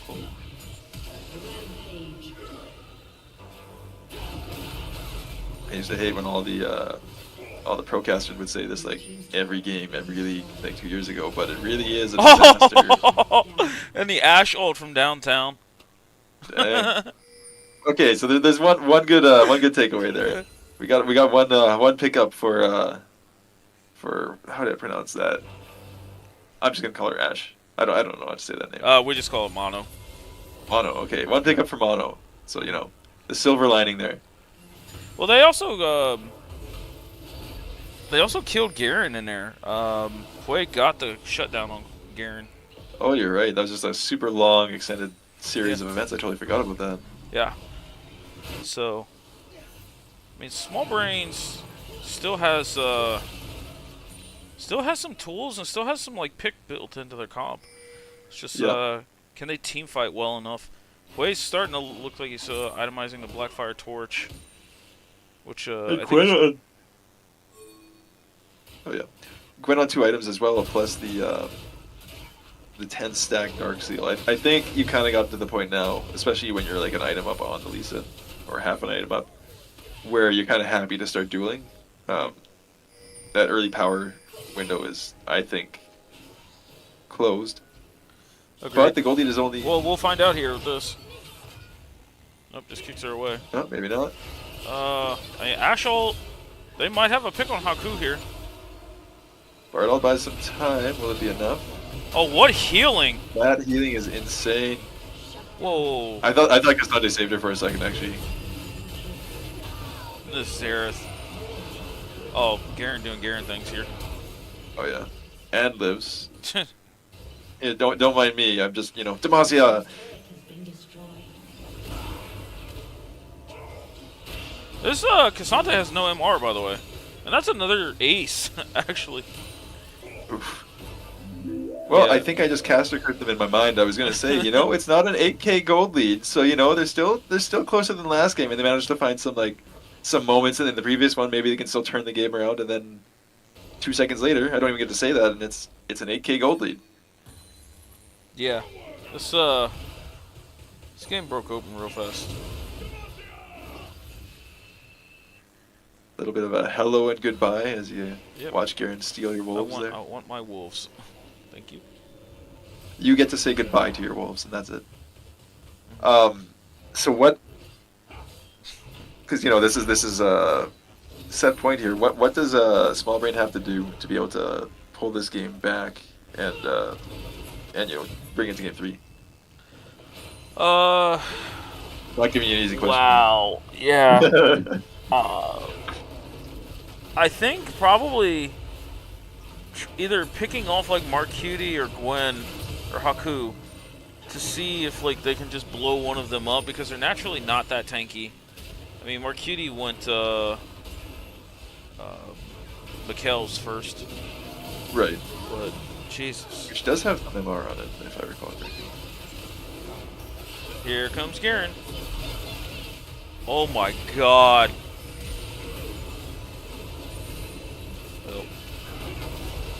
Oh, he didn't get the Garen ult It off. actually worked. Cassandra did Cassandra things, and it actually kind of worked. Like Gwen is here in the back line, just like all the way in the base, terrorizing the one remaining member of Small Brain here. I think Yeah, I think this is Needs going to to be end up short. I being don't know if a they're gonna have time. Maybe, yeah. They've already got the inhibitor exposed in mid, and should have it in top right away too. Quay's up in 10, and Lee Sin is shortly after, so they might elect not to end. No, I think they're going. They might just take you in him drag. instead. Yeah, second inhib in the drag.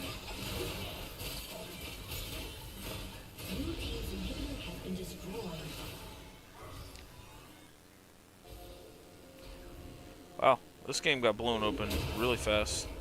It really did. Marcuti Wow. just bar ulted Salt. That's how you know he wanted the Xerath for support. I'm Oh, kidding. that's good.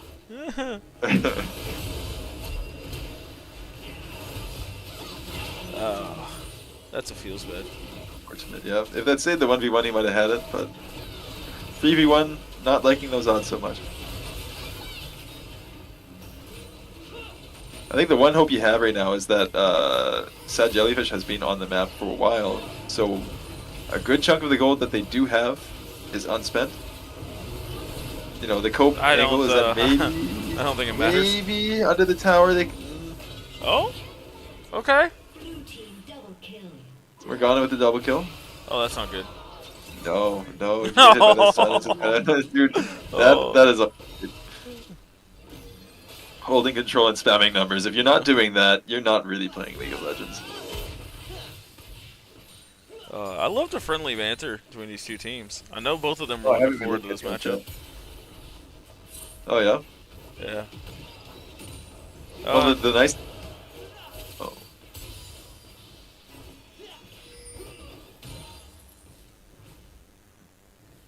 Turret did as much damage as Lee Sin did. Yeah. Turrets at this point in the game are something of a joke, I feel like. Yeah. At least the ones outside of the base. Yeah, this has been a series. I think this is a really big statement series for Sad Jellyfish. I know they dropped a set to Insane Banana, but they've rebounded back these last two series and done a lot of good things. I'm curious, has Insane Banana played Small Brain No Mechanics yet? That is a good question. Because I if would have not, to look that up. or if so, you know, it could just be that like the rock paper scissors angle, right? Where, oh yeah, you beat us, but we beat the people who beat you, kind of thing. I know we had a couple years ago, we had a three-way tie, like where there's no, like it basically went all the way down the list to like the final tiebreaker to be able to actually figure out who won. But it was three teams that had just kind of been in this cycle where it's like, yeah, I beat you, but you beat them, but they beat us, so who's really better?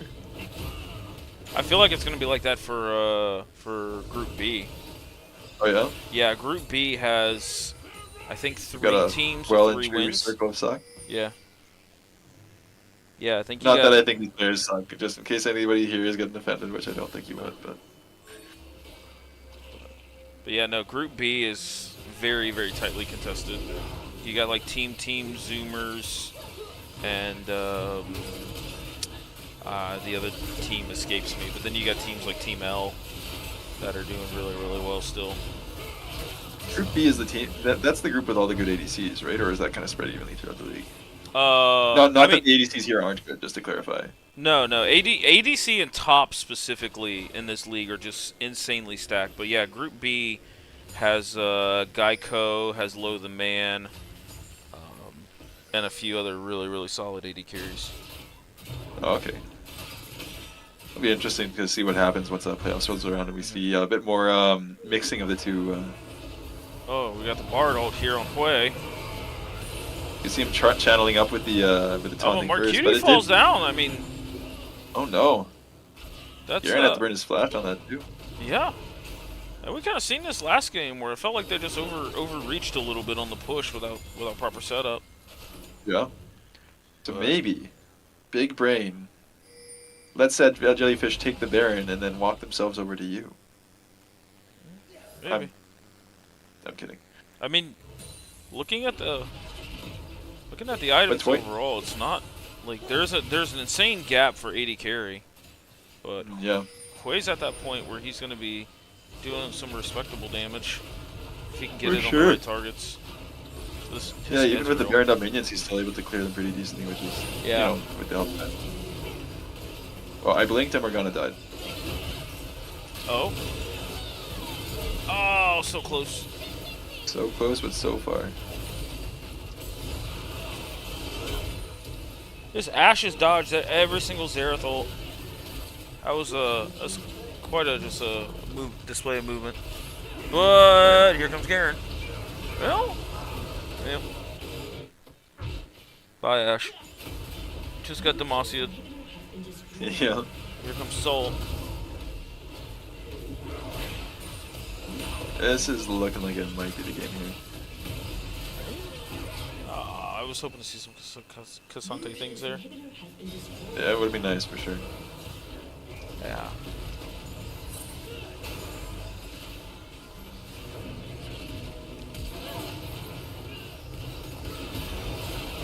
Oh, nice QW by Stan.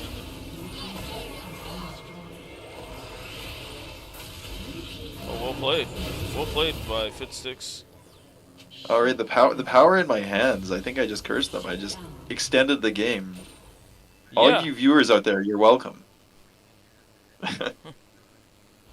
Yeah, I felt like there was not much like window after Ezreal had the back for him to re-enter this fight. He had to travel all the way across the map, and then the other four just kind of you know, picked a bunch of separate fights.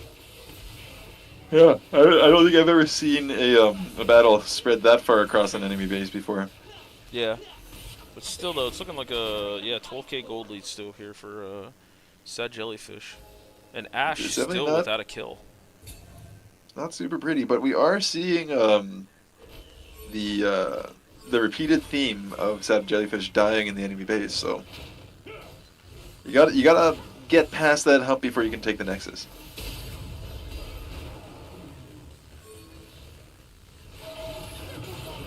Oh, we got a blue buff steal here by Morgana. Pretty big actually. I do agree. No mastery flash though. You know, not optimized. Let's see, do they want to try and fight the soul point here?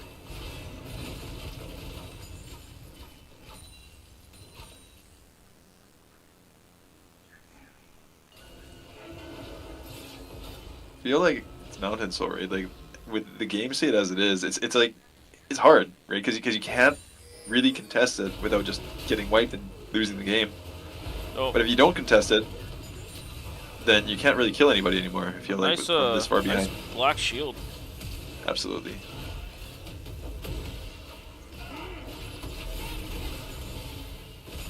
Oh, someone's about to get the mon. Oh no! I think they take him down. You do? Nice kiting from Mono. Yeah, when you got hard CC on one side and like just massive continuous slows on the other side, it's kind of hard to do anything. Eh? Yeah, but they still lost the tempo for Dragon here, so they couldn't really make a push with his They soul did. point. The right side though is the one true tank on, or I guess tanky member on the side of Sad Jellyfish is down. So you've got about I think a 30-second window where more or less everybody is still killable, right? I think once the Garen respawns, it becomes an entirely different story.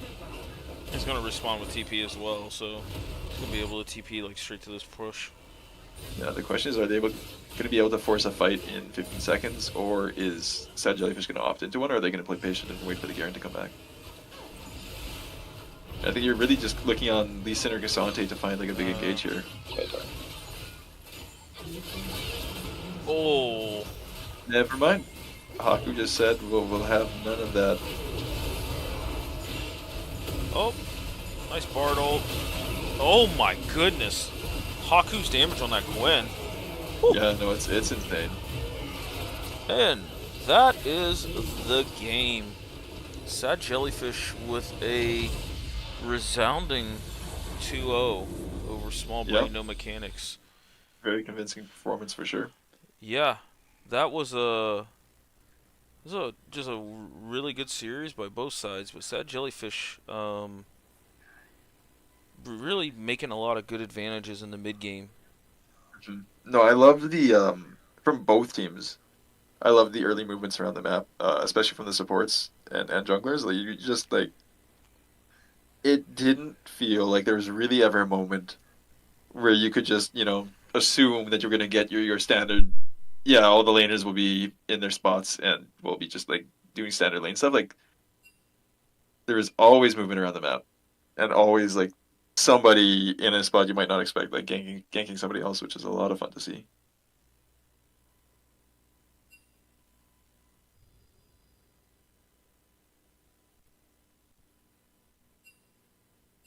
Oh boy, I'm gonna have to flame him for no hex slash, or should I hold back?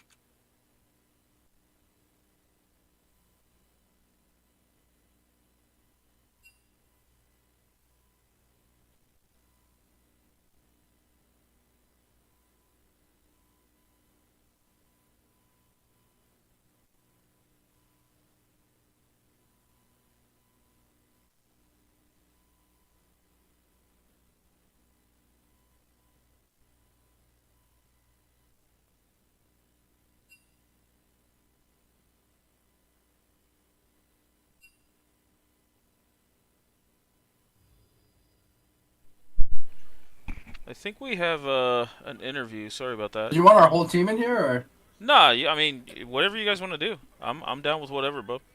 no? I'm okay. So if they wanna tag along, they can. Let me Just ask them. so Yo, thanks for casting, guys. You guys did a good Of job. course. Oh, Thanks for great. making the games super exciting. It was a lot of fun. I didn't want. They don't want. They're shy. They're shy. They're shy. So we got Dippy and Mark Cutie in here after what was a very well played, well hard fought series with small brain no mechanics. How do you guys feel about the series overall? I think it was a lot of fun. We had done a lot of prepping going into this because we saw they were undefeated. Yeah, I think that definitely showed. You guys had some pretty solid answers into what they wanted to do on the map. Yeah. Yeah, I think draft wise we did like a good job. Like in terms of like the games, honestly, there was a bit of shit talking before the game. Looks like it didn't work out too well for them, but it's always fun when there's more stakes, you know. For sure. Yeah, I know. I talked to Hare a little bit. He was definitely looking forward to this matchup, especially with Haku. So Yeah. Our was the goat. what I was gonna, go ahead, Pence. You're good. sure. I was gonna say, like, I haven't been able to watch all of your guys' series, unfortunately. It was a lot of fun, but you said you did a lot of prep, and this series I saw a lot of movements around the map, like just right from the get go. Both supports did a lot of roaming and junglers as well, and so I'm just curious, how much of that was like just generally like what your team does versus like, oh, we prepped, this is like where we wanted to attack, and it was kind of planned out. Well, like I guess Alex doesn't. Well, Dippy doesn't move around the map a lot because he's top lane, obviously. But for the Right. support matchups, like I, as a player, like play the map pretty well. And it looked like Fidstick also was like roaming quite a lot. A lot of top roams level 3 actually, which was kind of surprising to see because unless you get the kill and like snowball the matchup, it's like pretty bad for your lane and for mid. Right. So I think there's definitely a lot of map movement, but I think what was really interesting was not a lot of it was like answers. It was more like premeditative movement. So we were like all moving before anything happened, which was cool to see because it's like respect to Fidstick for moving without, playing off reaction, but playing off prediction. So like that type of macro gameplay is pretty cool. We haven't seen that from any of the other supports, I would say, in the league. Yeah, there's definitely one moment, I think it was in game one, where there's a fight that happened bot lane, but it just kind of felt like both teams had the read that was what was going down, and we're sending like everybody. Like it's just like, I think the top laners might have stayed out of it, but like everybody else on the map ended up just kind of trickling in one after another. So just like, oh, it's a 3v2, it's a 3v3, it's a 4, like everybody came in. It was a lot of fun. Yeah, the team does a good job at moving, premeditated. Like we'll make the call beforehand, and they're always pretty good about moving beforehand, which is really good to see. Yeah, I think. But yeah, it's pretty exciting. Yeah, I think easily both you guys and Small Brains are the most proactive on the map. Got a question for Dippy. How many Yeah. how many more champions you got in the pool, bro? I've got the whole top lane pool, the jungle pool, some Okay. of the mid lane pool, some of the support pool, all of the ADC pool. So what you're Follow- telling me is you can play anything. Yeah, I'm not too good on most of the sports, but I can play most of everything. Following up on that a little bit, and if you want to keep this a surprise, you can. But we've been speculating during these past two sets that you guys have played as to whether or not it's been a deliberate choice to pick a different champion for every game, or if that's just happened to be that way. Because as far as I can tell, you haven't played a single repeat champion this entire split. I'm open to playing the champion again. It's just more fun to play something new. Like if I play a game out and I lose, and I really need to win the series, I'll probably double up on a champion that I'm comfortable with. Okay. But to be fair, I'm pretty comfortable on like I said, all of the top lane pool, most of the jungle pool. So What was what was your thought going into the matchup against Vic? I know Vic has been definitely like one of the other standout top laners in Group A, and I think overall the top lanes in Group A is pretty stacked. But specifically, was there something you attacked from him, or did you just kind of treat it like another matchup? Um, Last split we had played versus him, and he mostly defaulted to tanks. And when we had done our prep this time around, we had seen that he was playing a lot of bruisers. So I was kind of excited to play like a bit more of like a skill matchup, bruiser matchup. But he ended up defaulting to tanks again. I don't know if it's out of respect or if his team put him on it, but it was a bit dull for me that I had to play those kind of matchups because I do like playing like the Fiora Camille like those kind of matchups. Okay. But overall, he's a good player. Yeah, I would put him at least top three in this league. I think he needs to get off of the tanks because he's been performing well on bruisers. Again, I don't know if it was just like to respect me, but I think he plays well and can perform well on something with more. I guess I can't think of the word I'm looking Agency. for. Yeah, agency exactly. Something with more agency for his team. Because a lot of the times I'm playing Garen into Cassante in this matchup, I walk up to him, I bait out his Q, I go in, I clear the wave, I walk out, and that was pretty much the entire game. Interesting. Mark, can I pick on you for a moment? Yeah. Okay, so I'm gonna preface. I loved pretty much everything I saw you doing in the game, in the series today. Are you gonna bring But up this Hex Flash thing? um, Yeah, you're so wrong with it. I think, in my opinion, like, I think it's like, I heard what you said on the stream about it, yeah, I but was capping a little bit when I said it was an upgrade. I'll admit that. I don't think it's like, because if you think about how you would use Hex Flash in that lane specifically, it doesn't really have any use. Okay. Because the way the matchup's played pre-6 is basically you're just saving your Flay to Flay the Leone, right? Yeah. So, like, what am I going to Hex Flash? Yeah, I guess in that case it's only good on the roams. Like I can agree with you on that for sure. Yeah, like, for roaming, sure, but then again, like, I took Cosmic Insight instead, which gives me, like, CDR and Flash CDR. So, Yeah. it's pretty, like, for crucial plays, my Flash is going to be up when otherwise I would have Hex Flash. Yeah, no, I can respect that. And again, the point about into the Leona, I actually agree with now that I think about it. So Yeah, I appreciate an answer that's actually convincing. So most you might turn me high around a little bit on level it. most high level threshes take Cosmic. They don't take Hex Flash. Just Good because to I know. think it's more consistent. I'll still always be a Hex Flash merchant myself, but again, I respect the answer, and I definitely don't have a good like argument against it. I can agree with that. I do got one more kind of question. Looking at the draft, I seen an Anivia and a Xerath by Salt. Is that something he just hasn't shown the split yet that he typically plays, or is that something he just found like good windows to pull them out? Because I normally see him with like stuff like Victor. The Vlad always gets banned out, but um, just I was I mean, surprised to see those. realistically, he's kind of like me where he can play any of the mid lane pool. Hmm. He has great comfort on it. He's a good player. So Oh, whenever he sees a matchup that he thinks he's gonna have fun in, he'll just pick the champion. We were also looking to maybe flex it support this game. So it was The a Xerath specifically. yeah, it was a double, but we looked into it. We're like, we would get absolutely rolled if we had Xerath support this game. So we just kept it in. Was that once Yeah. you saw the Morgana lock in, or Yeah, yeah, yeah? Before I saw the Morgana, I was really hoping it was gonna be Xerath support. It's absolutely impressive with Ezreal. I love it. Yeah, if they picked a more even matchup, we probably would have swapped it, but even the Bard was like maybe not the best pick there. It I worked, probably but Yeah, I think we needed like a little more hard engage. But luckily, like the lane was honestly our laning bot was really hard. But yeah. thankfully, like already carry, she like does a really good job of just like following me up, even though I'm like absolutely psychotic to play with. So I I think always like love to have a good ADC who follows up like that. yeah. exactly like her ability has just like kind of gone through the roof. I think as an AD player and like synergizing, I think it's the reason why we won this game. So like convincingly is because we were synergizing so well ball lane. Mm. On the note of you said like Bard might not have been the best pick. How would you have felt about Karma into Morgana? If anything? That's so funny because that was my other pick. So I said in draft, I was like, we can go Karma or Bard here. Like, what do you guys think? And they said they don't really like the Karma, so we went with Bard. But I thought Karma was better.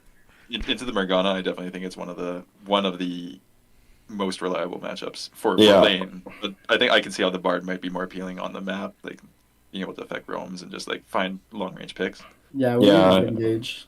that was the big thing is we needed to engage, and Karma didn't really have that. Valid. Yeah. Well, congrats again, guys. Definitely was a great series. Small Brains definitely put up a fight, especially in the mid game when it looks like you guys might have just overstayed or overpushed a little bit. Oh yeah, we were having fun in game two. You would not want to hear our comms. Wait, you're Game having two, fun? we were You mean- trolling. You mean the game where Marcuti Bard ults Xerath like outside of the enemy base, and that's Oh, that's yeah, just yeah. having fun? That's There not a was one- serious play. There was one point where I died top, and Marcuti was like, "Alex, do not die here." I'm like, "Don't you dare tell me what to do!" And I walked up and I died. Just had to show him who's boss, right? Yeah, yeah, yeah. Yeah, Yeah, I love it. I don't know what the gold lead was. It must have been crazy. It was pretty. I because- think you guys managed to crest. Was it 12K at one point, CLT? Yeah, it was roughly around 12K Oh, Um, jeez, yeah. before So Yeah. before you guys kind of sent it into their base. It was crazy how drastic the lead ended up being for how even like the first like 10 minutes or so were both games, because it wasn't like, you know, like 10 minutes of people farming. It was 10 minutes of like constant fighting here or there, and still the gold was even. yeah, for game two, like looking at the graph, it's pretty close, honestly, until something happens. I don't know what this is. I think there was a play around Herald while there was Oh, a boss yeah. fight Oh, going yeah. on, and you guys Yeah, won on yeah, both yeah. sides and got the objective and got 2 towers. And it was just, Oh, yeah, they got team aced. You Oh, team right, aced yeah. them twice, but yeah, that one at the Rift Herald really blew that game open. So, well, I'm I surprised that Stanny played Hui twice. Like looking at his champ pool, I thought he was gonna maybe switch it up the second game. I thought so too. The Hui had really like a hard time into Anivia, and you guys really played around Anivia's strengths really well. Gave her a lot of gold to start the scaling early. But I thought in that second game it was going to be something different. And I noticed when you guys picked the Xerath, it was like that's traditionally favored for Xerath in the Hui. Like I don't think this is getting Yeah. flexed, but let's see how much cooking they want to do here. I mean, So- it's also kind of like what Mark Cutie said, where their support would kind of roam top, and if they don't get the kill on me, it's so bad for their lane bot and mid because there's so little pressure, and our jungle would play around mid. And I'm pretty sure the Morgana had come up and ganked me, and like I'm Garen, my W 80%. Like I Yeah. don't know what the tenacity is, but there's no way they're killing me there. So it was a bit of a rough Right. pick for the roam timer. yeah, I can see it being like valid if like the grubs are up like right then and they want to play for it or something. But Yeah. Yeah. Well, all in all, like I said, good entertaining series. We'll see what Hairwiz has to say about this in the when we have the podcast on Wednesday. But I think all in all, I mean, both teams played really well. You just you guys Yeah. were better today, and I'd be really really happy to see this matchup again for sure. Let's see Yeah, them in hope so. finals. Yeah. Hope so. Well, the way the bracket works is you would see them in finals if there is a rematch. So. oh dang. Hell yeah. But this Oh. puts you guys at the top of Group A, and locks you guys in the play. I think you guys were already locked in the playoffs. And I think you have a bye week, week 7. Yeah. Yeah, yeah. We only have one more Holy week to shit, play. nice. I can do something with my weekend. So I mean, how's that for like you're probably if you take care of business week 6, which you have Scorch, not the easiest matchup. Yeah. But if you take care of business there, you lock up number 1 seed in Group A, and you get to scout everybody on week 7 and get like an extra week of prep. True. So that works out really, really well. Yeah.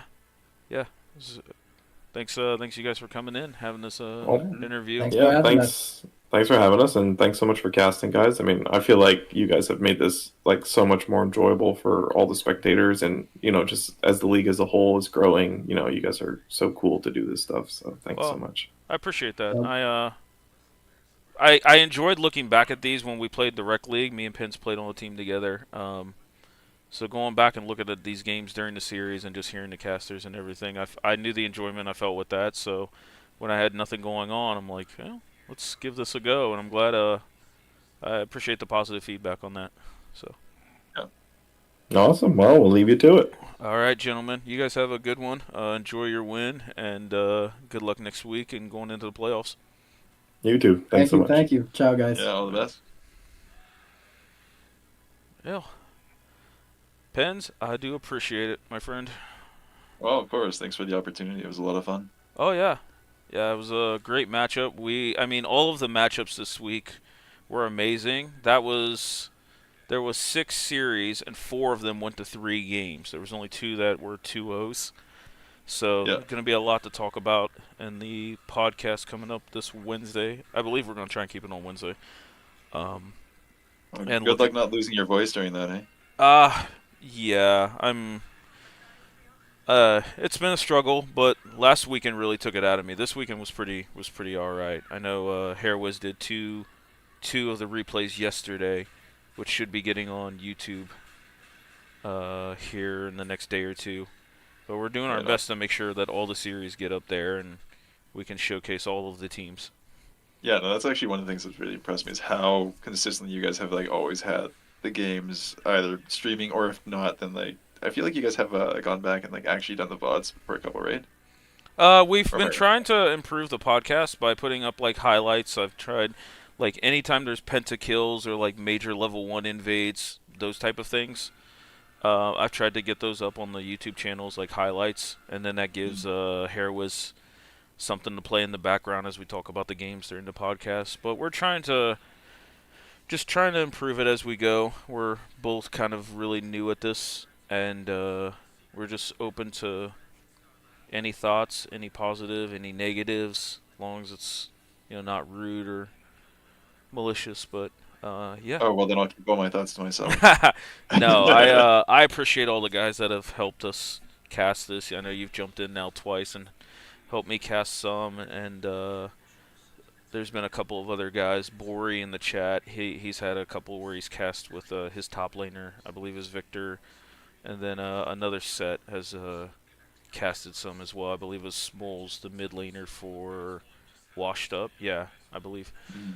So all in all, trying to just improve this, trying to give people a reason to join the league. I think it's great community, great set of people. It's not overly serious, but it can be competitive at times. Case in point Oh, for tonight. sure. So, but yeah, Oh, right my on. friend, I appreciate it. You got anything else?